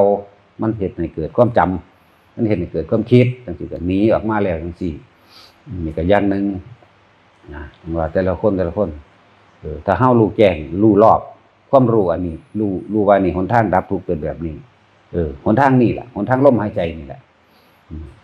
นั่งนอนอยู่มันก็ได้ดอกเป็นหยังก็นั่งอยู่กับลมหายใจนอนอยู่กับลมหายใจเพราะว่ามันบ่ได้ไปอยู่ในอนาคตแล้วมันก็บ่ได้อยู่ในอดีตมันอยู่ในปัจจุบันกับลมหายใจเท่านั้นจังว่าสตินี่คือลมหายใจเด้อสติคือลมหายใจหลายพระสูตรที่พระพุทธเจ้าเพิ่นแสดงไว้ตั้งกายตรงดำรงสติให้มั่นเป็นผู้มีสติรู้อยู่นี่ไหมหายใจเข้ายาวก็รู้หายใจออกยาวก็รู้นี่สั้นก็รู้นี่ไหมหายใจออกสั้นก็รู้หายใจเข้าสั้นก็รู้นี่แม้สติไหมตั้งกายตรงดำรงสติให้มั่นนี่นั่นแหละบ่ต้องไปแสวงหาใส่อีกก็ได้เอาอยู่ในกายในใจของเจ้าของเองแหละควบคุมปัจจุบันให้มันได้ปัจจุบันสติลมหายใจอันเดียวกันนะความสงบกับลมหายใจนั่นแหละที่แม่นหยัง คนส่วนมากจึงบอกว่าไปหาอดีตแล้วก็ปรุงแต่งจากอดีตให้มันไปเป็นอนาคตไปวางแผนวาดฝันสรุปเอาไว้ว่าต้องเป็นแบบนั้นต้องเป็นแบบนี้ก็จากการจดจำในอดีตนั่นแหละปรุงแต่งให้เป็นอนาคตเลยลืมปัจจุบัน ธรรมดาแล้วคำว่าอดีตอนาคตเราคือเอาปัจจุบันมาไว้ที่หลังเมื่อวานนี่เป็นอดีตเนาะธรรมดาแล้วก็เมื่อวานนี่คืออดีตเมื่อนี้ได้จังเป็นปัจจุบันเมื่ออื่นได้จังเป็นอนาคตอันนี้เพิ่นก็ว่าอดีตอนาคตแต่จังมาปัจจุบันในภายหลังนั่นแหละเพิ่นจึงให้เฮาอยู่ในปัจจุบันมากที่สุดปัจจุบันก็คือสติปัจจุบันสติลมหายใจเข้าออกนี่คือปัจจุบันนี่คือสติมีต่างหากที่บ่มีความคิดไปหาบุคคลคนนั้นคนนี้อดีตเบิดล่ะถ้าคำว่าบุคคลล่ะอดีตถ้ามีอดีตปรุงแต่งในอดีตก็ไปปรุงแต่งวาดไว้วางแผนไว้ให้มันลงไปตามที่เจ้าของอยากให้เป็นในอนาคตนั่นแหละเพิ่นจึงว่าอดีตอนาคตแล้วจังมาปัจจุบันนี่เพิ่นคือว่าแนวนี้นะบัดนี้คันว่าอนิจจังทุกขังอนัตตาอันนี้จังอยู่หน้าอนัตตาอยู่หลังทุกขังเอาไว้กลางนะเพราะว่าคนรู้บ่เท่าทันคำว่าอนิจจังกับอนัตตาความบ่เที่ยงแท้แน่นอนในความเปลี่ยนแปลงไปมันคือสิ่งเดียวกันเป็นของที่เข้าสู่สุญญตาดับเบิดบ่มีหยังอยู่ใดเป็นอนัตตาเบิดอนิจจังกับอนัตตาก็คู่กันอดีตกับอนาคตก็คู่กันมีปัจจุบันเท่านั้นเดียวๆสติกับลมหายใจก็เดียวบ่ได้ไปเกาะสิ่งใดเด้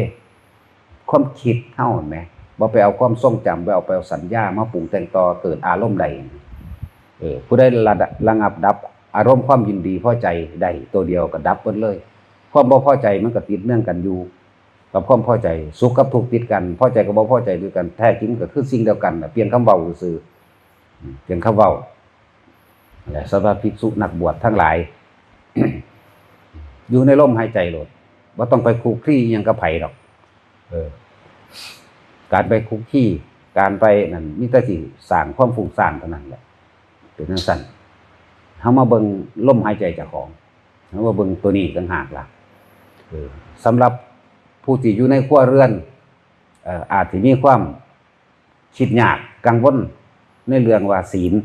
บ่ต้องคิดยากบ่ต้องกังวลเพียงแต่ว่าให้เฮานั้น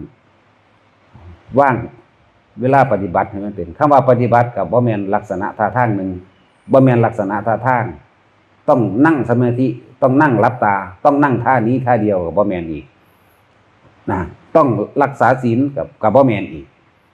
นั่นแหละถึงว่าให้ว่างความกังวลเอาไว้เพราะว่าจังเฮาไปกังวลในอดีตเป็นอนาคตเด้นั่นที่ว่ากังวลหลักการหรือทฤษฎีเพิ่นสอนศีลสมาธิปัญญาเห็นบ่บัดนี้เฮาใส่อันใดที่มันเหมาะสมในฐานะ ในฐานะของเฮาเองเฮายังมีครอบครัวเฮายังหาอยู่หากินอยู่นะปัญญาการรอบรู้หนทางแล้วจากการได้ยินได้ฟังปัญญาเด้อรอบรู้หนทางมาแล้วแต่เหตุบ่ทันใดเพราะว่ายังมีความหักความห่วงความอาลัยอยู่ใจว่าล่ะวันนี้เวลาปฏิบัติเวลาใดดีที่สุดได้ทุกเวลาเวลาที่อยู่ในลมหายใจอย่าไปคิดว่ามันยากนิพพานสะสมไปถ้าคิดยากเพราะว่ามันไปตัดเอายอดมันเลยมันไปเอายอดมันเลยปั้วใส่คือเพิ่นโลดเพิ่นแสดงธรรมะก็ไปคิดว่าอยากได้คือเพิ่นปั้วทีเดียวโลดนั่นน่ะบ่ได้เบิ่งในฐานะคือความเป็นจริงในชีวิตเจ้าของว่างบ่ทันได้เด็ดขาดว่างบ่ทันได้เป็นยังมีความรักความอะไรอยู่ความอะไรล่ะเฮ็ดให้สัตว์เกิดมากที่สุดสิอะไรเรื่องได้กระสร้างแม่นเบิดนี่อะไรแบบได้กระสร้างเกิดคือเก่าเนี่ยแต่ว่าเฮายังมีอยู่จังซี่เลยว่าเวลาใดที่เฮากลับเข้ามาเป็นผู้มีสติรู้อยู่หายใจเข้าหายใจออกนั่นแหละเวลาปฏิบัติโดยบ่ได้ไปจำกัดท่านั่งยืนเดินนอนได้ทุกขณะย่างอยู่กับรู้ลมหายใจเข้าออกได้ฝึกเอาซะก่อนไปใส่เบ็ดไปหาป่าก็รู้ลมหายใจเข้าออกได้นะเฮ็ดอาชีพหยังอยู่กับสร้างพวกเจ้าว่างความกังวลออกซะมันบ่ได้ยากดอกสะสมเอาเรื่อยตัวไปตัดเอายอดมันมาขัดขวางเจ้าของไว้นั่นแหละความอยากไปตัดเอายอดมันมาจากนิพพานจากนั้นจากนี้หรือที่ว่าลำบากใจในการรักษาศีลเด้กูรักษาศีลบ่ได้กูยังฆ่ากูยังลักอยู่หาลังเคือจังซี่ยาวตัวนั้นมาเป็นความอยากกั้นเอาไว้เอาเพิ่นว่าแบบนี้เนาะนี่ในขณะใดสุว่าขี่รถไปตามถนนหนทางอยู่นี่ถ้าคนฝึกจับลมเป็นแล้วมันก็จับลมได้คือเก่าผู้ท่านได้เป็นก็ฟังธรรมตัวบัดนี้ฟังธรรมแบบนี้แหละฟังธรรมแบบเพิ่นแสดงเกี่ยวกับอริยสัจสี่แสดงเกี่ยวกับปฏิจจสมุปบาทแสดงเกี่ยวกับกรรมฐานอย่าไปฟังแนวอธิษฐานเอานั่นเด้ออธิษฐานเอานี่เด้ออย่าไปหาฟังได้แนวจังซั่นมันบ่มีได้ดอกมันแต่เฮ็ดเอาเบิดนั่นแหละแล้วจังว่าให้ฟังธรรมแนวนี้ฟังธรรมพระป่าพระผู้เพิ่นกรรมฐานนั่นแหละฟังแบบนี้หรือสิฟังพุทธวจนะที่อาจารย์คฤษแสดงนั่นก็ได้มีแต่น้อมไปเอียงไปทางรู้แจ้งเห็นจริงตามความเป็นจริงทั้งเบิดนั่นแหละฟังแบบนั้นก็ได้เพิ่นสิปฏิเสธการถือเลิกงามยามดีเฮาก็ปฏิเสธคือกันก็เฮ็ดไปตามทางของพระพุทธเจ้าก็อันเดียวกันนั่นแหละนอกนั้นบ่แม่นล่ะที่ว่าขอเอาเด้อนั่นเด้ออธิษฐานเอาเด้อปลุกเสกเลขยันดูเลิกยังล่ะบูชาล่างหูล่าหียังล่ะ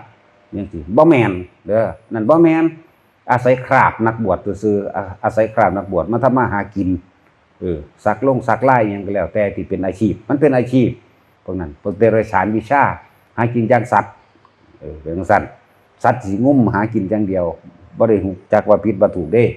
เลิ่นว่าเดรัจฉานแต่พวกสิย่าวไปข้างหน้าอย่างนั้นเราจะคิดยากสำหรับผู้ที่ยังมีครอบครัวอยู่ผู้ที่เข้าใจคำว่าเข้าใจนี่คือเฮาฟังธรรมดูฟังให้มากฟังให้บ่อยฟังไปเรื่อยความเข้าใจหนทางความเข้าใจหนทางสิเฮ็ดให้เจ้าของพ้นได้มันก็มีบัดนี้เมื่อเข้าใจแล้วก็เหลือแต่ว่าตัวเองต้องเดินลงสู่ทางอยู่ไสทางอยู่ลมหายใจนั่นแหละเวลาใดขณะใดครู่ใดเด้เราเฮาจักรู้ลมเข้ารู้ลมออกรู้ลมเข้ารู้ลมออกอยู่แค่นี้ศีลก็มีเดียวกันเลยศีลก็มีมาพร้อมกันสมาธิก็มีพร้อมกันนั่นแหละความปล่อยวางก็มีพร้อมกันนั่นแหละบ่ต้องสมาทานบ่ต้องอีหยังใดๆทั้งสิ้นให้คิดเทียบแบบนี้ก็ได้เวลาเฮาโมโหนั่นน่ะเฮาก็ยังโมโหได้ตลอดมันเลือกการเลือกเวลาบ่ล่ะนั่นบ่ได้เลือกการเลือกเวลาเด้เวลาเฮาอยากได้จังซี่ตอนแรกอาจสิย่างไปนำทางบ่ทันเห็นหยังพอต่อไปเห็นแนวล่อตาล่อใจนั่นจะได้ปั๊บมันก็ยังอยากได้เด้บัดนี้ฟังย่างไปนำกันดีๆนี่ค่ะนะหมู่เดียวกันน่ะย่างไปนำกันดีๆนี่คุยกันไปคุยกันมาถือกันอยู่เว้าผิดหูก็ยังศูนย์ปั๊บโลด มันบ่ได้ไปสมาทานความโมโหความอยากได้กับไผเด้มันเป็นขึ้นมาในความเคยชินนั่นแหละความเคยชินในความอยากนั่นเองบัดนี้อยากปฏิบัติธรรมก็เลยก็เอาแบบเรื่องโลกๆน่ะมาอยากแบบบรรลุได้เลยแบบรักษาศีลเต็มที่ 100% ได้เลยจังซี่ศีลแท้จริงๆแล้วนั่นน่ะคือการไม่ทำร้ายเบียดเบียนให้ผู้ใดผู้หนึ่งเสียชีวิตและทรัพย์สินตลอดทั้งคนและสัตว์แม้กระทั่งคิดบ่มีเลยโล่งว่างปกติใจบ่คิดออกเลยนี่แต่ว่าเฮาบ่ทันได้ถึงขั้นนั้นเฮาก็เลยต้องฝึกเอาในลมหายใจนั่นแหละอย่าคิดยากนะเฮาบ่สะสมมื้อนี้เฮาสิสะสมมื้อใดคือพวกครูทั้งหลายที่มาล่ะถ้าเกษียณก่อนว่าซั่นมันสิว่าตายก่อนบ่ความตายบ่ได้บัดท่าเกษียณกับไผเด้ความตายบ่ได้เลือกเด็กน้อยผู้เฒ่าบ่ได้เลือกเกษียณเด้อายุเท่านั้นก่อนอายุเท่านี้ก่อนจักให้ลูกสาวมันเป็นครอบเป็นครัวก่อนจังซี่เบิ่งดูนั้นไปหาอนาคตเบิดอดีตอนาคตเบิดได้ดอกจักให้มันลูกผู้นี้ได้ผัวก่อนได้เมียก่อนให้เขาตั้งตัวได้ก่อนอันตายอยู่ตลอดเวลานั้นมันได้รู้เรื่องหยังได้กันนะ แล้วจังว่าจะไปวางอนาคตไว้จากการได้ยินได้ฟังจากจดจำในอดีตว่าอายุท่านจังสิเฮ็ดแบบนั้นแบบนี้ไว้แต่ว่างอนาคตไว้ว่าอยากสงบแบบนั้นอยากสงบแบบนี้อยากหูทิพตาทิพอยากนิพพานเลยจังซี่อยากเป็นอรหันต์เลยจะไปว่างไว้แบบนั้นนั่นแหละความอยากของตนเป็นอุปสรรคของตนมันขุดค้นขึ้นมาจากอดีตทั้งเบิดล่ะเลยมาเป็นการขวางความสงบของตนซึ่งมีอยู่ในปัจจุบันขณะปัจจุบันขณะคือรู้ลมเข้ารู้ลมออกนั่นเรียกว่าปัจจุบันขณะสติรู้ลมเข้ารู้ลมออกอันนี้เลยเอิ้นว่าสตินั่นแหละมันบ่ได้ไปเฮ็ดยากหยังดีนั่งอยู่เถียงหน้าพวกเกี่ยวเข้าไปก็สามารถรู้ลมเข้าออกได้ฝึกเอาเจ้าสิเกี่ยวเข้าสิย่างไปน้ำทงน้ำทาก็สร้างนั่นแหละจังว่าการควบคุมความคิดบ่อยากให้มันคิดมากก็คิดเดียวซะก่อนตัวคิดพุทโธก็ได้คิดธัมโมคิดสังโฆก็ได้หรือสิคิดเรื่องนิพพานังปรมังสุขังก็ได้หรือสิคิดไข้ครวนอยู่ในเรื่องก็ว่าสัตว์ทั้งหลายเกิดมาเท่าใดก็ตายเท่านั้นที่แล้วเกิดมาก็เป็นทุกข์เกิดมาก็หาอยู่หากินบ่รู้จักจบจักสิ้นคิดไปคิดไปจังซี่ก็ได้ออกเป็นคิดในอารมณ์เดียวน่ะความรู้สึกเดียวนั่นน่ะคิดไปอย่าออกนอกเรื่องนะอะไรคิดแปลงสั้นมันสิเป็นการสั่งสมแนวทางเองดอกนั่นแหละจังว่าค่อยๆเริ่มเฮ็ดไปอย่าไปคิดยากถือว่าพวกอันหาไส้เบ็ดไส้ม่องไล่ปูไล่ปลาหาอยู่หากินเกี่ยวกับทุกแหทุกหยังก็สร้างลงอวนหรือทะเลใหญ่ก็สร้างฟังไปนำแน่ภาวนาไปเอาคำใดคำหนึ่งมาเป็นคำบริกรรมก็ได้ทั้งเบิดนั่นแหละอุปสมานุสติมื้อนี้นิพพานังบรมังสุขังก็ว่าไปโลดคุณหรือสิคิดไปคุณสิบ่เกิดอีกแล้วทำถูกมันยากลำบากหลายถ้าว่านิพพานเป็นที่สุดก็ศาสตร์นี้ขอเป็นศาสตร์สุดท้ายกูต้องการนิพพานอย่างเดียวก็ว่าไปจังซี่ก็ได้นั่นแหละคำนึกบ่ให้มันฟุ้งซ่านไป มันเป็นการคมอดีตคมรูปรสกลิ่นเสียงจากอดีตสิปรุงแต่งไปในอนาคตก็เลยเอาปัจจุบันคิดแบบนี้นะปัจจุบันคิดว่าตายแล้วคุยไปในพานอย่างนั้นตายแล้วคุยไปในพานอย่างนั้นจังซี่ก็ได้นั่นแหละถ้ามีบัดนี้เวลาใดเป็นเวลาปฏิบัติธรรมที่ดีที่สุดเวลาหายใจเข้าหายใจออกนั่นแหละเวลาปฏิบัติบ่ได้มีรูปแบบเด้บ่มีรูปแบบนั่นแหละอย่าไปยึดติดรูปแบบเพราะว่าทั้งเบิดแล้วนี่เพิ่นก็ตรัสรู้เพราะว่าการเข้ามาอยู่กับตัวเองคือลมหายใจสติกับลมหายใจคืออันเดียวกันสติกับลมหายใจกับปัจจุบันคืออันเดียวกันนั่นแหละจังว่าทุกคนน่ะอยู่กับลมนั่นแหละความรู้จำที่พวกเฮาเคยได้ยินได้ฟังมานั่นน่ะก็นำพาเข้าสู่ความรู้จริงนั่นแหละความรู้จริงต้องอาศัยประสบการณ์ของเจ้าของเองเด้บ่แม่นเอาความรู้จำมาเป็นความรู้จริงเจ้าของเด้ เพิ่นเว้าให้ฟังเพิ่นแสดงให้ฟังก็แสดงประสบการณ์เพิ่นเองหลักการมันมีมาแล้วแต่ที่แรกถ้าพระพุทธเจ้าตั้งไว้มันยัดไว้นอกนั้นก็เป็นประสบการณ์ผู้เพิ่นสำเร็จ ในการแสดงออกมาแจกแจงขยายอธิบายความมาเรื่อยๆเพื่อให้เฮาเกิดความเข้าใจบ่ขัดข้องก็เวลาปฏิบัติจริงๆแล้วมันต้องถิ่มความรู้จำทั้งเบิดเด้ที่เฮาได้ยินได้ฟังได้อ่านมาทั้งเบิดหลักการทั้งเบิดนะถ้าผู้ใดนั่งสมาธิบ่หรือยืนบ่หรือเดินหรือหยังก็แล้วแต่ไปค่าคิดหาต่างๆอดีตนั่นแหละความรู้จำมันต้องถิ่มบ่ฮู้จักฮอดปัจจุบันบ่ฮู้จักฮอดสติคำว่าสติคำว่าปัจจุบันคือรู้ลมหายใจเข้าออกนี่มันคือสิ่งเดียวกันนั่นแหละแต่ยังไปคิดหามาที่อยู่หั่นเฮ็ดจังได๋มันสิได้จักเทื่อฉะนั้นต้องละออกละความรู้จำออกในขณะใดเวลาเฮาเริ่มตั้งต้นในการรู้ลมหายใจเวลาใดขณะใดก็สร้างให้เฮ็ดคือจังเฮาหาก็เริ่มเฮ็ดใหม่เพิ่งจะเริ่มต้นใหม่ทุกครั้งเลยนั่นแหละความรู้จำนำสู่ความรู้จริงความรู้จริงๆก็คือประสบการณ์ของที่มันเป็นอยู่นั่นแหละรู้ลมหายใจเขาออกรู้ไปรู้มาอาการปิติเกิดขึ้นนิ่มๆเรื่องเกิดขึ้นเขาเดือดคิดไปหาผู้นั้นเขาเดือดคิดไปหาผู้นี้บุคคลที่เป็นตาสั่งมั่งคนที่เป็นตาหักมั่งคิดหาลูกหาหลานนั่นแหละบุคคลน่ารักก็เลยฮอดพ่อฮอดแม่ฮอดปู่ย่าตายายลุงป้าเอาเพื่อนฝูงที่พอใจกันคิดไปหามั่งบุคคลที่เกลียดแบบคิดไปคือกันนั่นแหละนั่นแหละมันเป็นอดีตมันเป็นอนาคตเบิดมันบ่แม่นปัจจุบันแล้วมันก็บ่แม่นสติอีกสติคือรู้ลมเข้าออกปัจจุบันคือรู้ลมเข้าออกนอกนั้นทรงความคิดออกนอกเบิดออกนอกเหตุในปัจจุบันออกนอกสติเบิดแต่ทั้งเป็นความรู้ของเฮาก็สิเห็นตัวเห็นความคิดของเจ้าของเองก็บ่เที่ยงแท้แน่นอนเห็นว่ามันคิดพูนคิดพี่แต่ว่ามันก็เป็นของที่ฝึกบังคับได้อยู่ดอกฝึกเอาแต่ละคนก็ให้รู้ในตัวเองว่ามันไปรู้ผู้อื่นดอก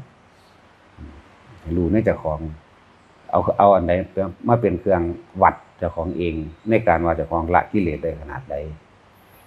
ตอนอยู่ผู้เดียวตอนอยู่ในป่าตอนอยู่ในห้องผู้เดียวอยู่ซึ่งลึงอยู่ผู้เดียวนั่นน่ะรู้ลมเข้าออกได้อยู่นั่นน่ะตอนนั้นละมันก็ถ้าว่าอยู่ในลมได้จริงๆนั่นแหละคือละแต่ว่าบัดนี้ปัจจุบันขณะที่มีความกระทบกระทั่งกันนี่ต่างหากมันสิท่านหรือบ่ท่านนี่อารมณ์มันสิเกิดตอนนี้ตอนนั้นบ่ทันได้อารมณ์หรอกบ่ทันได้เกิดอารมณ์คำว่าอารมณ์พอใจกับบ่พอใจนั่นน่ะตอนนั้นมันเป็นอุเบกขาอยู่ส่ว่าเฮาอยู่ในลมหายใจของเฮาเองอ่านหนังสือธรรมะอันใดนึงก็เป็นอุเบกขาอยู่ฟังธรรมอยู่หน้าน้อมนำไปก็ยังเป็นอยู่รู้ลมหายใจก็ยังเป็นอยู่เอามาใส่ตอนใดเอามาใส่ตอนกระทบความพอใจปุ๊บคือว่าเขาย่องว่าโอ้เจ้าแต่งตัวดีสวยงามจังซี่กิริยามารยาทเรียบร้อยนิ่งทำสมาธิดีนอนความรู้สึกของเจ้าของตัวเองมันตัวเจ้าของบ่ได้ดอกมันดีใจฮึกเหิมขึ้นมาขึ้นมาแล้วมันก็สิเว้าดอกบัดนี้มันสิเว้าว่าจังสั่นจังซี่คืออ้างนั่นแหละความรู้สึกตัวนั้นละวานได้เนี่ยปัจจุบันแต่มีคนมาว่าให้ทำนองเสียดสีกันแหน่กันแหน่ทำทาเป็นสั้นแหละละแมงยังได้ศูนย์เวิร์ดขึ้นมาอันนั้นแหละปัจจุบันเนี่ยเขาเอาตัวความรู้สึกนี่แหละมาเป็นเครื่องละของเจ้าของเองจิตที่ถูกโลกกระทำกระทบแล้วย่อมไม่หวั่นไหวกระทบกระทั่งกระแทกกันนั่นแหละเว้าความนั้นความนี้ไปแค่สายตาผู้อื่นบ่เนี่ยไปแค่คำเว้าคนอื่นบ่เนี่ยไปแค่การกระทำผู้อื่นบ่หรือว่าการกระทำหลายๆอย่างหลายๆคนที่เฮาเบิ่งเฮาเหลียวเห็นเฮาได้ยินเขาบอกกันก็สร้างมันความรู้สึกของเฮามันตัวของบ่ได้น่าสิเฮ็ดจังซั่นน่าสิจังซี่น่าสิเว้าแบบนั้นน่าสิเว้าแบบนี้น่าสิไปทางนั้นน่าสิไปทางนี้เนี่ยนี่ละได้บ่ล่ะนี่คือการเห็นในปัจจุบันการเห็นการได้ยินในปัจจุบันของเจ้าของเองแล้วเขาเอามาละกันตรงนี้ละความรู้สึกนั่นเองตราบใดที่ยังมีความยินดีความยินไล่ก็อยู่ในกันพอใจกับบ่พอใจสุขกับทุกข์นั่นแหละหลายคำเว้าซื่อดอกแต่ความรู้สึกนี่แหมความรู้สึกเฮาเวลาบ่พอใจนี่ติเขาเด้นั่นแหละจังว่าฟังเป็นคติไว้ เป็นหยังเฮาจังอยากให้ผู้อื่นเฮ็ดตามใจเฮาเป็นหยังเฮาจังอยากให้ผู้อื่นเฮ็ดมันถูกเว้ามันถูกตามความพอใจความรู้สึกที่เจ้าของพอใจของเฮาเองแล้วเป็นหยังเฮาต้องเฮ็ดให้มันเป็นไปตามผู้อื่นเว้าเป็นหยังเฮาจึงเฮ็ดให้เป็นตามผู้อื่นพอใจตัวเองจังสิมีความสุขบ่ตัวเองจังสิดีบ่จังสิพ้นคำคารหาบ่เนี่ยจึงบอกว่าให้ทุกคนพึ่งตนเองพึ่งธรรมะพึ่งความจริงของเจ้าของนี่แหละละได้หรือบ่ได้คือความจริงให้พึ่งตัวนี้เห็นตัวนี้ให้น้อมเข้ามาตัวนี้ อย่าตกอยู่ใต้อำนาจอิทธิพลของผู้อื่นมาบังคับเจ้าของธรรมะมันต้องเปิดเผยถ้าบ่เปิดเผยมันบ่เด่นมันบ่สว่างมันคุ้มเครือมันส่องหมองอยู่ในใจนั่นแหละคือหลายๆคนที่ไปทำบุญบางหันบางนี้ยังไปแค่สถานที่นั้นสถานที่นี้บุคคลผู้นั้นผู้นี้อยู่ก็แสดงว่าพวกเจ้ายึดมั่นถือมั่นเด้น่ะยึดมั่นถือมั่นย่านเขาว่าแค่สายตาผู้อื่นเป็นหยังจังบ่สละออกว่าซั่นมันสิเป็นอิสระบ่คำว่าอิสระถ้าเว้าอยากไปนิพพานอยู่เนี่ยนิพพานมันบ่เอาหยังจากอย่างมันบ่ติดหยังจากอย่างเด้แม้ความรู้จริงและความรู้จำทิ่มให้เบิดเลยความรู้จริงก็บ่เอาไปแย่งกับไผก็บ่เอาไปยืนยันตัดสินไผเพียงแต่ว่าสนทนากันเพื่อคลายความสงสัยในสำหรับบุคคลที่ติดขัดซื่อๆเด้บ่ได้บ่แม่นเอาไปยืนยันเด้แบบนั้นทั้งที่ถูกนี่บ่แม่นเด้อารมณ์เจ้าของเนี่ยเบิ่งอารมณ์นี่ต่างหากนั่นแหละปัจจุบัน มันบ่ได้สังเกตยากดอกคนเฮาก็ฮู้ในตัวเองว่าเจ้าของละได้หรือบ่ได้ละอารมณ์เด้ความละมันจริงๆอารมณ์ความพอใจกับบ่พอใจ2อย่างมันคู่กันอยู่แล้วละออกตัวนี้ต่างหากอันนี้แหละเป็นเครื่องเทียบเจ้าของเองบ่มีผู้ใดมาเทียบให้เฮาได้ดอกมีแต่ขี้คุยเบิดนั่นแหละจังสั่นจังซี่คือเฮาเป็นผู้รู้สึกเองเนาะเขาสิมาย่องเฮาว่า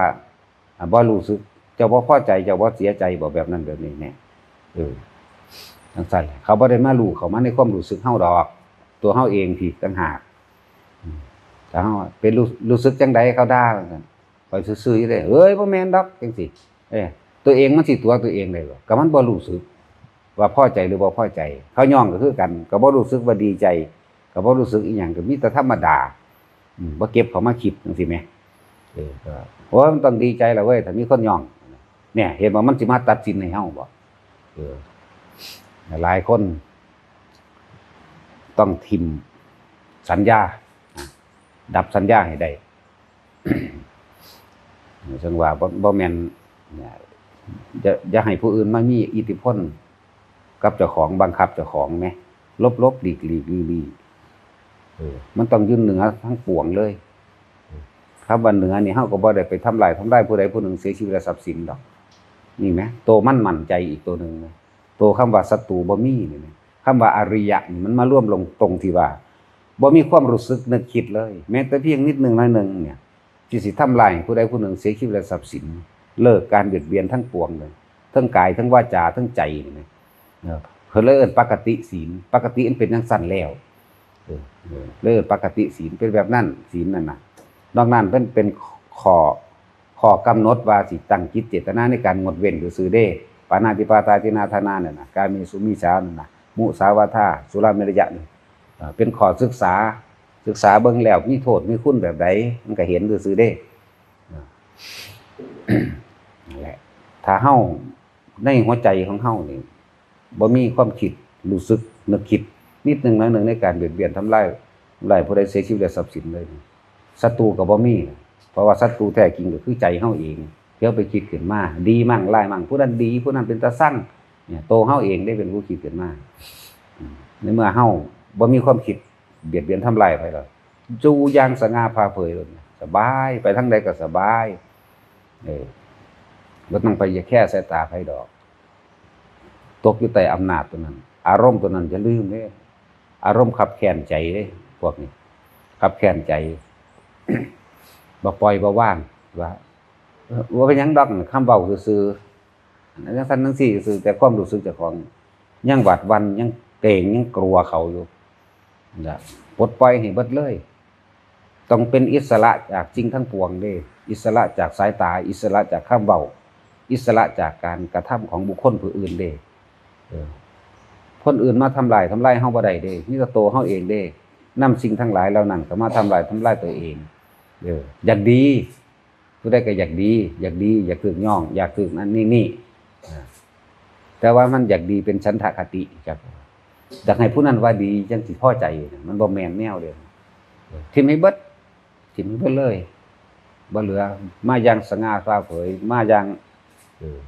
ปลดปล่อยจากสายตาและคำเว้าการกระทำและคำพูดของผู้อื่นเฮ็ดหยังเฮาบ่ได้แต่เฮาบ่ดึงเข้ามาโดยนอกๆก็ดีนั่นแหละ แล้วทำคือความจริงทั้งหลายเหล่านั้นบ่มีอิหยังสิมีความน่าอัศจรรย์แล้วก็ว่าอำนาจกรรมอำนาจของพลังกรรมนั่นแหละผู้ใดถ้าเฮาเป็นคนที่บ่มีศัตรูแล้วนี่ตัวคำว่าศีลนั่นแหละตัวคำว่าบ่มีจิตใจทำลายเบียดเบียนผู้ใดผู้หนึ่งเสียชีวิตหรือทรัพย์สินโดยความรู้สึกนั้นบ่มีเลยนิดนึงน้อยนึงก็บ่มีเลยนะไผก็ให้เฮาบ่ได้ดอกมันสิมีฤทธิ์มีเดชว่าทางใดก็แพ้พ่ายแก่อำนาจกรรมเบิดสู่อำนาจกรรมบ่ได้ก็สิยกตัวอย่างคือพระโมคคัลลาจังซี่เพิ่นก็มีฤทธิ์มากที่สุดแต่ว่าเพิ่นก็พ่ายแพ้แก่อำนาจกรรมแม่นบ่กรรมที่เพิ่นเฮ็ดไว้นั่นแหละเนี่ยก็ต้องให้เขามาฆ่าตายอยู่จังซี่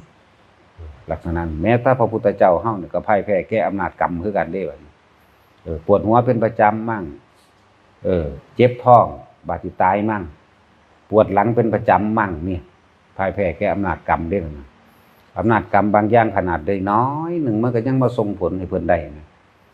เคยตีงัวตะกี้เป็นคนเลี้ยงงัวเฝ้าไปเล่นตีงัวบ่อยงัวกินน้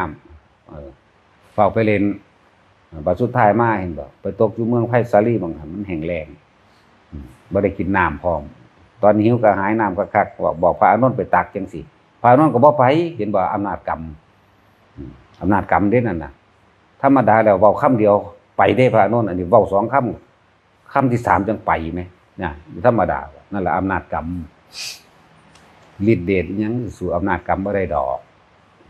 สั่นแล้วพวกเฮาจังว่าปลดปล่อยตัวเองจากพันธนาการที่เคยเข้าไปยึดมั่นถือมั่นเกรงกลัวต่อสายตาและคำเว้าของคนการกระทำของผู้ใดก็เฮ็ดกระทำเฮาบ่ได้ดอกเฮาบ่ดึงเข้ามาจักโดยจิตใจมันบริสุทธิ์แล้วคำว่าบริสุทธิ์นี่บ่มีอิหยังสิเปรียบเด้บริสุทธิ์มันมีแต่คำบอกว่าบริสุทธิ์ซื่อก็เปรียบให้นัยยะว่าไม่ทำร้ายเบียดเบียนผู้ใดผู้หนึ่งสิ่งหรือทรัพย์สินตลอดทั้งคนและสัตว์สำหรับเฮายังมีการเบียดเบียนอยู่เอาเฉพาะคนซะก่อนกับสัตว์มีเจ้าของอย่าเพิ่งเฮ็ดมันสิมีโทษ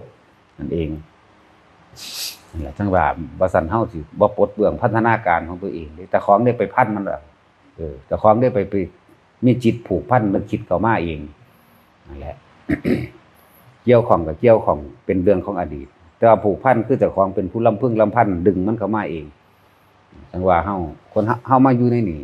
แต่ละคนก็เกี่ยวของในฐานะนักปฏิบัติธรรมก็พอ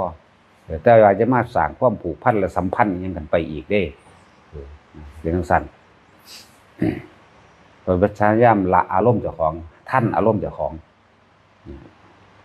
คำว่าสตินี่คือลมหายใจเข้าออกโลดคำว่าปัจจุบันก็คือลมหายใจเข้าออกโลดบ่แม่นไปคิดถึงอดีตบ่แม่นไปคิดถึงอันสิบรรลุจังซั่นสิเป็นแบบนั้นแบบนี้ดิในขณะใดนี่ที่เฮาเริ่มปฏิบัติคือสติก็คือลมหายใจเข้าออกนั่นเองนั่นแหละรู้อยู่กับลมเข้ารู้อยู่กับลมออกตอนเฮาอยู่ผู้เดียวน่ะสบายอยู่ดอกละอยู่ตอนนั้นอยู่ในป่าอยู่ในผู้เดียวนั่นแหละสบายอยู่รู้อยู่กับลมสบายแต่ว่าออกมาแล้วมากระทบกระทั่งกันที่ตาไปเห็นเขาเฮ็ดอันจะว่าเห็นอย่างจังสั่นนี่เห็นบ่นี่อารมณ์ละอันนั้นเพียงสั่นเกิดอารมณ์แล้วพบเกิดละนี่แหละพบเกิดแบบนั้นคือคนที่พอใจกันถือมันถือใจเจ้าของได้บัดนี้แบบนี้แหละดีแล้วเดี๋ยวเราไปยิ้มไปหัวน้ำเขาได้บัดนี่แม่อารมณ์เนี่ยถ้ามีอารมณ์พอใจกับบ่พอใจมันก็เกิดคือเก่ามันเด้เพราะมันเป็นสิ่งเดียวกันสิ่งที่พาเกิดสิ่งเดียวกันน้อมนำไปหาสู่คำว่าชาติชรามรณะคือทุกข์คือเก่าแปลงสัตว์นั่นแหละจังว่าทุกคนมาปฏิบัติธรรมอย่าให้ผู้ใดมามีอำนาจคมเจ้าของไว้นะเจ้าของได้แหละส่วนมากก็ว่าคมก็เลย เจ้าของได้ไปดึงเขามาเกรงกลัวเกรงใจเขาเองตราบใดที่เฮาบ่ทำลายเบียดเบียนให้ผู้ใดผู้หนึ่งเสียชีวิตและทรัพย์สินเนี่ยคำเว้านั่นก็เป็นคำเว้าบริสุทธิ์คือเว้าด่าพวกเจ้าอยู่นี่ด่ายายจอยด่าประจำอย่าด่ายายเหล็กจริงๆแต่ยายเหล็กก็บ่ฮู้เจ้าของได้ว่าถ้าเห็นหยังเห็นเขาอยากได้หยังอยากได้นำเขาโลดเนาะแม่นว่ายายเหล็กห้าลังเทื่อก็นำไปด่าเขานำเฮือนก็มีเด้แม่นบ่ได้ด่าเขายายกองเขาอีกเด้เขายายกองก็บอกบ่ได้ว่านี่ว่าหยังปากยายเหล็กเร็วกว่าเขายายกองแล้วเลยบ่ทันแต่ทั้งนั้นแลบๆๆๆเหรอแม่นบ่ผ่านไม้ได้ล่ะว่าเห็นเขาได้ก็อยากได้นำเขามักพริกบ่นั้นได้แล้วบ่นั่นแหละนี่ติดตามมาตลอดเด้อันนี้แต่ว่าถูกด่าตลอดเลยมันธรรมดาติดตามมาตลอดแต่ว่าถูกด่าตลอดเรื่องสิเพิ่มกิเลสหลายกว่าเก่าเนาะเพิ่มหลายกว่าเก่าได้บ่เอาออกจากเวทเด่นจังซั่นแหละจะจอยมื้อนี้บ่มีสมองอีหยังเด่นก็เลยแรงสั่นแล้วพวกติดตามมาตลอดอีนิดทางเป็น20 ปีแล้วตัวมันถึกไล่หนีเด้อสิบอกให้เด้อเฮ็ดผิดแนวใดนั่นน่ะมันธรรมดาเด้นั่นแหละให้ไปอบรมตัวเองให้ไประลึกนึกถึงอดีตดีมาตลอดหรือเลวมาตลอดหรือแนวใดก็ไปสำนึกสำเนียกในตัวเองตัวเป็นสั่นบ่แม่นว่านั่นเบิ่งเจ้าของเด้บัดนี้จังว่าธรรมะบ่แม่นเอาความจำมาจินตนาการเด้ให้เอาประสบการณ์ของเจ้าของเองเป็นเครื่องวัดเจ้าของเองพอใจกับบ่พอใจ2อย่างจริงๆมันอย่างเดียวนั่นแหละมันอย่างเดียวเลยคือใจตัวเดียวนั่นแหละทุกสิ่งทุกอย่างเกิดจากใจของเราเองถ้ามันคิดแล่นไปก็สร้างอารมณ์ใดนั่นแหละถ้ามันถึงใจใดจริงๆนะบ่มีอารมณ์ดอกแล้วก็ใจก็บ่มีอีกต่างหากว่างเท่านั้นเด้บ่มีอีหยังแต่ว่าทุกคนก็ต้องการสิ่งคือบ่กลับมาเกิดหรือผู้ต้องการกลับมาเกิดอยู่กับเขาบ่มาดอกว่าบ่มาปฏิบัติดอกบ่คือยายเหล็กดอกห่างมาห่างหนักเก่าๆอีกเนาะยามใดสิเศร้าจมเศร้าดายตอนอยู่เฮือนบ่เห็นหยังบ่อยากได้หยังดอกเนาะคิดพ่ออยู่บ่ตอนว่าได้แต่ว่าตอนเห็นเขาได้นี่กูก็อยากได้คือกันถ้าเอาคิดพ่ออยู่บ่แนวนึงนั่นแล้วจังซั่นแล้วไม่อ้วนก็คือกันรุ่นนั้นแหละก็สร้างเด่นอันนั้นให้ไม่ใหญ่ข่อยเลี้ยงข่อยถึงตัวเห็นเขาได้ผ่านนะไม่ก็ได้น้ำเขาแม่เบิ่งดูธรรมดาบ่อนก็เลยเนาะก็เลยสู้จงไว้เล่าเด้อว่าจะกล่องนึงขนาดนั้นไม่ใหญ่ข่อยทั้งเลี้ยงข่อยจ้ะข่อยก็ได้อยู่คือเก่านี่เห็นว่าละอีหยังออกเป็นอยู่ว่าเดมื้อใส่ขนมพุ่นคิดฮอดลูกเต้าหลานคือมันธรรมดาเด้นั่นแม้ความรู้สึกเจ้าของนะแต่ว่าอ้างโมให้ดักไปอยู่น้ำเดือดตาตัวว่ะเฮ้ยธรรมดาบ่น้ำแมงจันดีน่ะไปอยู่น้ำเบิดว่าเด้อยู่หั่นน่ะไว้ไปประจำซั่นจักสิไปเอานรกหรือสิไปเอาหยังเล่นเลยธรรมดาบ่ตอนเจ้าของนั่งซึ่งหลึงอยู่ซื่อๆนั่นน่ะได้ตอนมันละแหมแต่ว่าตอนมันเห็นอันนั้นอันนี้มันอยากได้ปุ๊บเข้ามาโลดนี่แม้เป็นหยังก็เป็นแล้วนี่เนาะแม่นว่าล่ะได้น้ำเขาแล้วบ่มันเกี่ยวกับว่าเอาดอกเอาได้บาดนี้เป็นแนวใดทั้งสั่นแล้วทั้งเฒ่าทั้งกิเลสนะตัณหาหยาบใจบ่ล่ะก็นั้นทั้งมันใหญ่ข่อยตัวนั่นทั้งมาตะเกิดตัวเลี้ยงมาตะเกิดสำตัวนั้นน่ะเนาะยายเล็กภาษาเจ้ายังหน่อยๆนึงเด่นเราเฮ็ดขนมตาลแซ่บๆตัวกลับไปนี่ไปเฮ็ดไว้มาแน่เด้อมันใหญ่อ้วนนั่นน่ะบักตาลทั้งเฮามันจังหลายเอาพอมีผู้ใดอันติดต่อตาเสิร์ชได้บ่นี่ตาเสิร์ชมีผ้าอันหลวงพี่ยังละพี่บ่ลืมยังบ่ตาเสิร์ชแล้วพากลับขึ้นมาแล้วยังจากโรงพยาบาลนั่นน่ะบ่มีผู้ใดติดต่อได้บ่มันไม่มีมาอยู่เนาะ มันจังสิได้ถามว่าเพิ่นเป็นจังไดอันที่ให้ไปพุ่นเด้หมอหารพุ่นเด้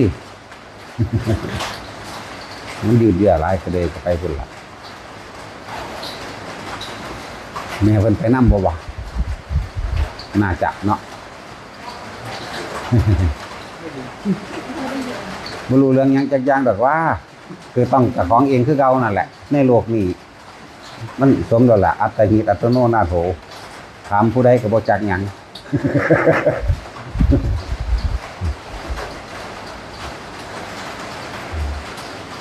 หันเข้ามาคำว่าจิเจลุนินี่ถ้าเฮารู้บ่เท่าทันความคิดของเฮาเองถ้ารู้บ่ทันความคิดถ้าปล่อยวางความคิดบ่เป็นไปอยู่ไสก็สร้างความทุกข์ย่อมเกิดขึ้นอยู่หม้องหันแหละอยู่สักหม้องหันหม้องใดหม้องความรู้สึกเจ้าของนั่นแหละบ่ได้เกี่ยวกับสถานที่ดอกถ้าไปอยู่วัดนั่นสำนักนั่นก็แจ้ว่าย้ายหม้องทุกข์ไปเพราะว่าทุกข์มันอยู่ในใจเฮาย้ายหม้องทุกข์ไปอยู่สำนักนั่นไปอยู่วัดนั่นย้ายหม้องทุกข์ไปตามถนนหนทางขี่รถไปนั่นแหละขึ้นเครื่องบินก็ย้ายหม้องทุกข์ไปนำเครื่องบินนั่นแหละทุกข์มันอยู่ภายในเฮาพี่เพราะเฮาปล่อยวางความคิดบ่เป็นรู้ว่าท่านความคิดตามธรรมดาแล้วผมเปรียบคิดกับผู้รู้ก็อันเดียวกันแต่ว่าความคิดเป็นอาการของจิตของผู้รู้แต่ว่าในความที่ว่ารู้นั่นน่ะมันเอามายึดไว้จังเช่นว่าการรู้ผิดการรู้ถูกก็คือยึดผิดยึดถูกนั่นเองการรู้บุญการรู้บาปก็ยึดบุญนั่นแหละก็ยึดบาปไปน้ำกันรู้ผิดรู้ถูกรู้บุญรู้บาปรู้อันนั้นรู้อันนี้มันก็รู้อยู่ได้ที่จริงมันน่ะแต่ว่ามันบ่ยอมปล่อยว่างมันบ่ยอมปล่อยออกเพราะคำว่ามันบ่ปล่อยออกมันอยากให้เป็นไปตามที่ตัวเองยึดเอาไว้อัตตาตัวตนก็เลยเกิดความรู้สึกว่าตัวเองถูกหรือความรู้สึกว่าตัวเองดีนั่นแหละอัตตาตัวตนจิตมันอยู่ลำพังของมันบ่เป็นมันยอมไปแฝงอยู่นำบุคคลสัตว์สิ่งของเฮาคิดถึงบุคคลที่รักเกิดความเป็นห่วงแบบนั้นแบบนี้ในความเป็นห่วงนั้นมันก็มีทั้งความพอใจและบ่พอใจดิเอาไปคิดเกิดอารมณ์ความรู้สึกในความพอใจและบ่พอใจด้วยคำว่าจิตเจเนี่ยหมายถึงเจตนาก็คือการคิดถึงนั่นแหละเมื่อเฮาไปคิดถึงบุคคลผู้ใดผู้หนึ่งย่อมปรุงแต่งให้มันเป็นไปดังที่เฮาอยากให้มันเป็นนั่นแหละจิเจว่าคำว่ากรรมจริงๆน่ะมันย่อมเกิดขึ้นจากจิตก่อนเกิดขึ้นจากความคิดนั่นแหละเกิดขึ้นจากความคิดนี่ว่าเจตนาก็คือความคิดตั้งใจอยากให้เป็นไปอย่างนั้นอย่างนี้แม้มันเป็นไปก็พอใจ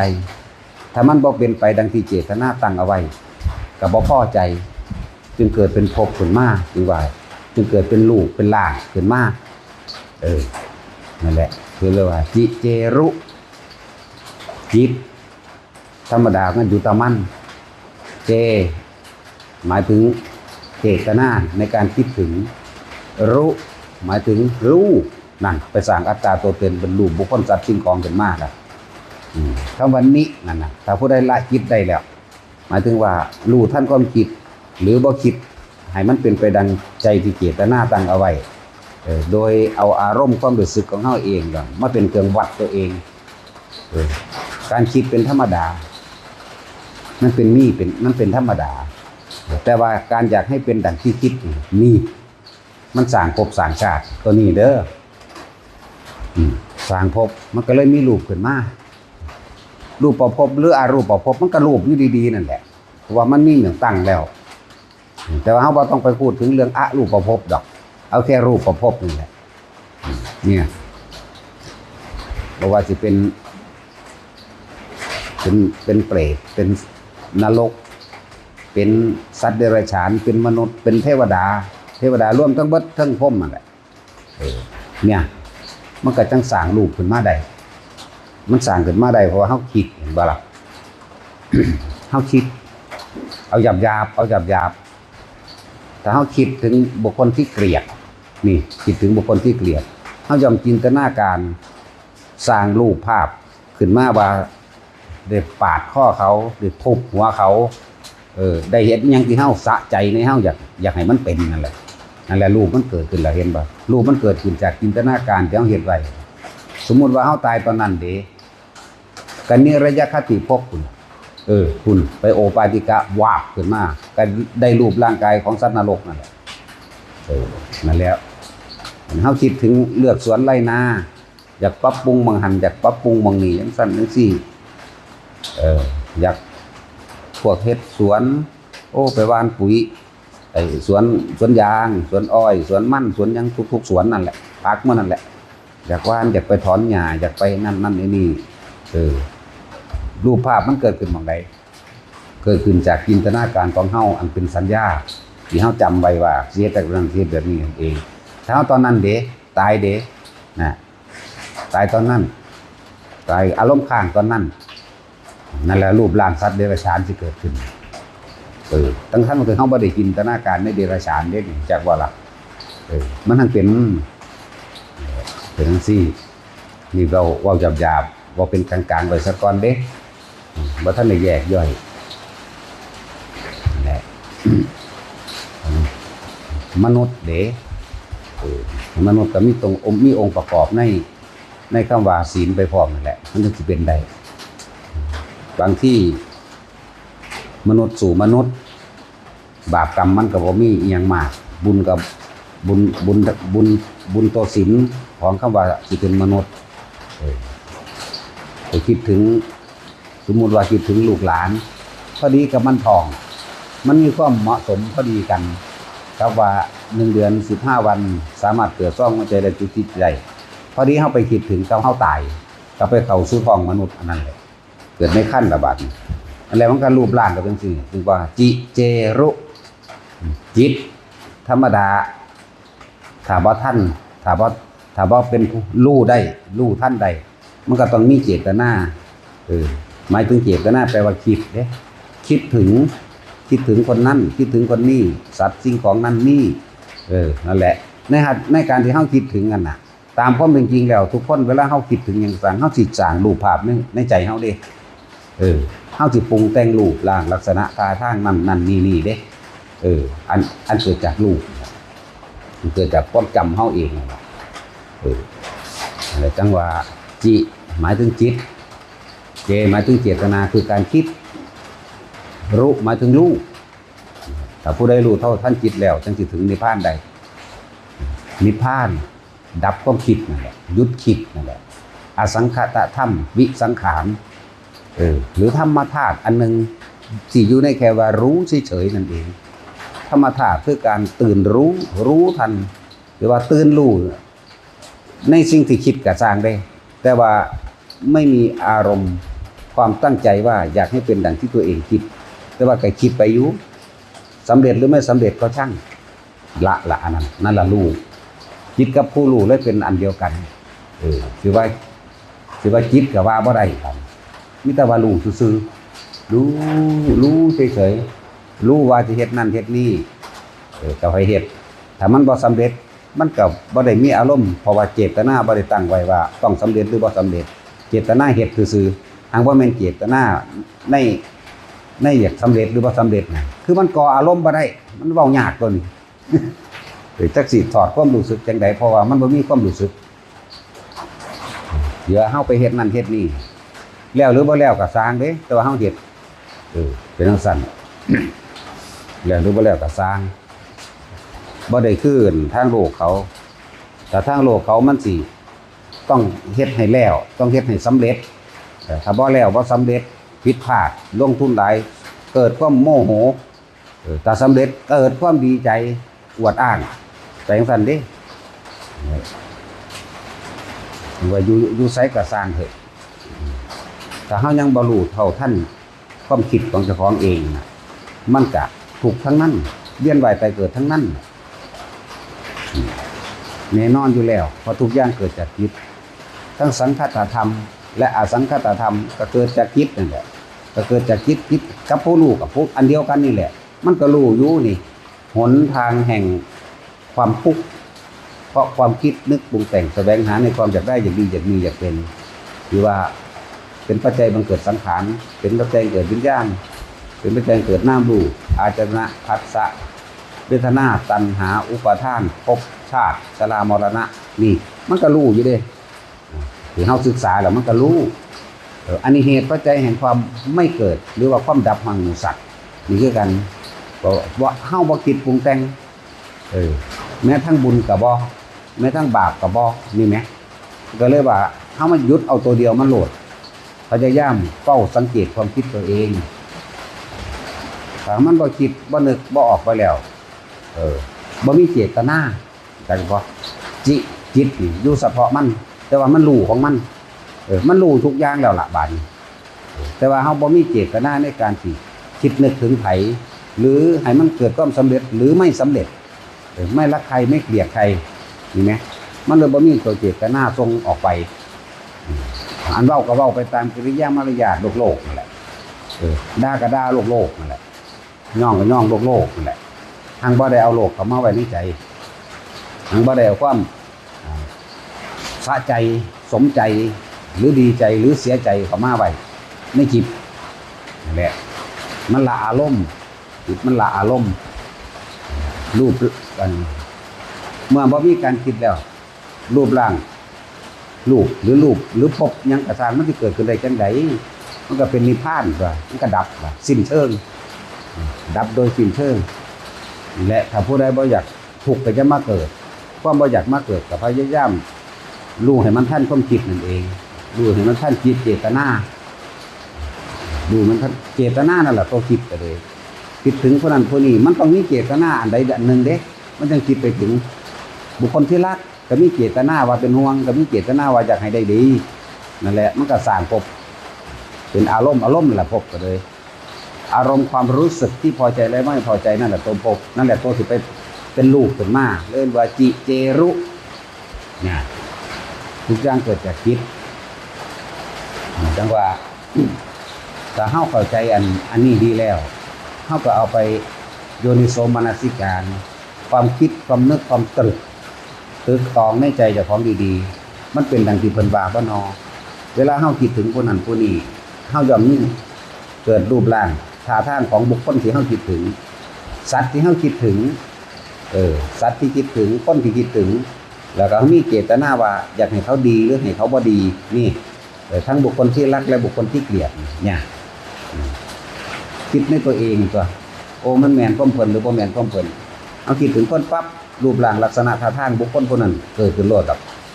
บุคคลที่เคยพอใจและไม่พอใจนั่นแหละบัดนี้ก็เกิดอารมณ์เดิมนี่นั่นแหละรูปมันเกิดดับอารมณ์หรือภพมันเกิดแล้วแต่ตายตอนนั้นเด้ก็ไปได้รูปร่างลักษณะตามอารมณ์ตายในขณะที่ปฏิฆะอาฆาตโกรธเกลียดบ่พอใจบ่อยากอยู่ใกล้มันนั่นสิลงก็ไปนรกนั่นแหละไปเกิดรูปในนรกนั่นแหละรูปยังกับรูปสัตว์นรกนั่นแหละถ้าเกิดคิดถึงตัวหนึ่งในความโลภมันก็ไปเกิดในนรกเปรตนั่นแหละเปรตหิวกระหายบ่มีเมืองพ่อเวลาเฮาอยากได้เฮาก็มีเฮามันก็สร้างรูปขึ้นมาคือกันเด้รูปจินตนาการในตัวเองนั่นแหละในคิดตัวเองนั่นแหละมันคือวาดภาพในตัวเองแหละเปรตหิวกระหายบ่มีเมืองพ่อก็ไปเกิดอดอยากหิวอยู่สั่นแหละนั่นแหละเรื่องสั้นเปรียบเทียบให้ฟังถ้าเข้าใจแล้วจงพยายามควบคุมความคิดของเจ้าของโดยเอาความคิดนี้มาอยู่กับลมหายใจรู้ในลมหายใจนั่นแหละมันสิคอยหดสั่นลงเอาเองหรอกนี่แหละจังว่าเฮาเอาหลักเดียวเฮาบ่สอนหลายอย่างเฮาเอาแค่ว่าจิตตั้งมั่นในความสงบกับลมหายใจอยู่กับมันเลยถ้ามันไปมันก็คอยรู้ไปเรื่อยที่แรกอาจจะรู้ตามตะกี้เฮานึกคิดเบิดมือตลอดที่เฮาบ่ทันได้จักหยัง ตั้งแต่เฮาบ่ทันได้เคยฟังธรรมพุทธเจ้าแล้วก็บ่เคยฝึกมันเคยฟังกะสร้างบ่เข้าใจดอกถ้าบ่ฝึกไปพร้อมนั่นแหละทั้งว่าการลงมือทำจริงๆนั่นแหละจังเห็นจริงได้แต่ว่าการจดจำมามีแต่คิดกับคิดเท่านั้นแหละคิดว่าอันนี้ผิดคิดว่าอันนี้ถูกนั่นแหละมันหยุดคิดบ่ได้เฮ็ดจังไดมันสิเศร้าทุกข์ได้จังซั่นคือผู้เขาเจ้าเรียนสูงๆจังซี่บ่เศร้าคิดจักเทื่อเด้บ่ว่าสิเป็นทางโลกบ่ว่าเป็นทางธรรมเขาเจ้าสมมุติว่าเป็นจบปทเก้าสูงสุดแล้วแต่ว่าบ่เคยหยุดคิดได้จักเทื่อนี่มันก็เกิดคือเก่าเด้จบนักธรรมเอกหรือจบพระไตรปิฎก84,000ถ้าธรรมขันธ์อิหยังก็สร้างท่องจำได้เบิดก็สร้างแต่บ่เคยคิดหยุดคิดอันเรื่องใดเรื่องหนึ่งได้บ่เคยหยุดคิดได้มันก็เกิดคือเก่านั่นแหละมันก็ท่องจำได้ซื่อๆนั่นแหละเฮาหมายเอาชาตินี้โลดพยายามควบคุมตัวเองก็บ่มีผู้ใดมาควบคุมเฮาได้ดอกครับมีผู้อื่นมาควบคุมเฮาศูนย์ขึ้นโลดแล้วบ่พอใจโลดแล้วเนาะควบคุมเฮาบังคับเฮาให้เฮ็ดจังซั่นจังซี่มันบ่พอใจปั๊บขึ้นมาโลดแล้วบัดนี้สิ่งนี้เป็นสิ่งที่ทำได้ง่ายอยู่กับตัวเองเป็นสิ่งที่ตัวเองต้องควบคุมตัวเองเอิ้นว่าสติกำกับจิตคิดได้คิดก็ว่าสติกำกับความคิดของเจ้าของเองบ่ให้มันคิดถึงผู้นั้นผู้นี้ถ้ามันคิดถึงมันก็สร้างรูปภาพจินตนาการอารมณ์เกิดพบเกิดนั่นแหละเมื่อพบเกิดแล้วกลับไปเกิดแล้วแต่เป็นชาติแล้วก็จักสิชาติใดแล้วชาติหมาก็มีชาติคนก็มีแล้วนี่แหละที่ว่าพุทธเจ้าคนร่วมคำเดียวเลยคำว่าสัตว์แปลว่าผู้ยึดมั่นถือมั่นผู้ยึดติดผู้ข้องเกี่ยวผู้อาลัยผู้แสวงหาสัตว์เบิดสัตว์นรกเปรตเดรัจฉานมนุษย์เทวดาทุกอย่างสัตว์เบิดเด้นี่บ่แม่นว่าบ่แม่นสัตว์เด้สัตว์เบิดเพิ่นจังเว้าไว้โดยรวมถ้าสิเว้าแจกแจงทั้งเบิดมันบ่เบิดก็เลยเว้ากำเนิด4จังซี่นะคติ5จังซี่นะสังเสชะนี่กษัตริย์บ่จักหยังพวกนี้บ่จักบุญจักบาปบ่จักผิดบ่จักถูกเดียวเสมือนรุ่นดังว่าคนบ้าคนบ้าบ่ได้มีสัญญาความจำในทางดีและบ่ดีเด้ทางเฮ็ดไปนั่นคือมันบ่รู้มันเต็มที่ของมันแล้วจังซั่นมันเกิดมันคนบ้าบ่จักหยังบ่ฮู้ผิดบ่ฮู้ถูกเด้นะเสียซื่อๆเด้นี่และจังว่าสังเสชะนี่สั่นกำเนิด4โอปาติกะยังได้อุบัติขึ้นอยู่ไหมเพราะว่าที่เทวดาบ่ว่าสัตว์นรกแน่คันทัพพระก็ไปมีความผูกพันกองเกี่ยวอยู่กับบุคคลหรือสัตว์นั่นเกิดในท้องบัดนี้นั่นแล้วทั้งสั่นแล้วจังว่าเพิ่นเอิ้นว่าสัตว์ร่วมเป็น4ย่อๆไว้สังเสชะอันทชะคันทัพพระโอปาติกะเรียกว่าสัตว์ถ้ายังเกิดอยู่เรียกว่าสัตว์ถ้าบ่เกิดจังบ่ว่าสัตว์เพราะว่ามันบ่มีแนวเข้าไปคิดถึงบ่มีจิตมันเลยอยู่แต่จิตมันก็อยู่กับผู้รู้ของมันเองมันก็รู้ของมันเองนั่นกันคือว่าจิตก็ว่าบ่ได้เพราะว่ามันบ่คิดนึกเลยเอิ้นว่ารู้เฉยๆเลยคิดกับผู้รู้คือจิตยังก็ว่าไปเป็นทรัพย์ที่เอาขึ้นมาสมมุติก็เกิดความเข้าใจซื่อดอก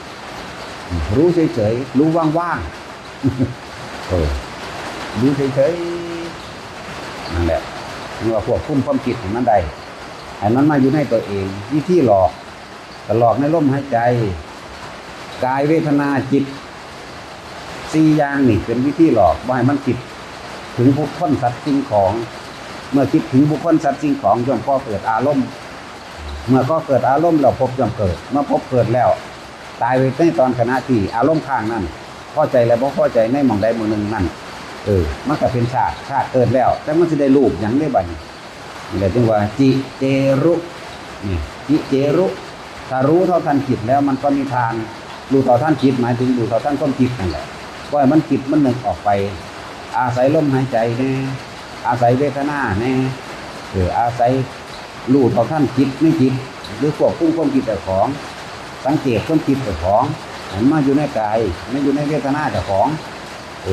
นั่นแหละมันก็สิพ้นออกจากถ้ำทั้งพวงเองบ่ต้องให้ใครบังคับดอกเฮาบังคับตัวเฮาเองนะทุกคนอยู่ในนี่หรือทั่วโลกทุกสัตว์พร้อมบ่ว่าเดรัจฉานบ่มีผู้ใดต้องการมาควบคุมเจ้าของเด้ฉะนั้นสิ่งที่เฮาสามารถเลือกได้ทำได้ควบคุมความคิดเจ้าของโลดนั่นแหละถ้าหยุดคิดได้มันก็หยุดเกิดนั่นแหละถ้าบ่จะทุกข์ก็จะมาเกิดถ้าบ่ผู้ใดเกิดก็ทุกข์ทั้งหมดเกิดเป็นหยังก็สร้าง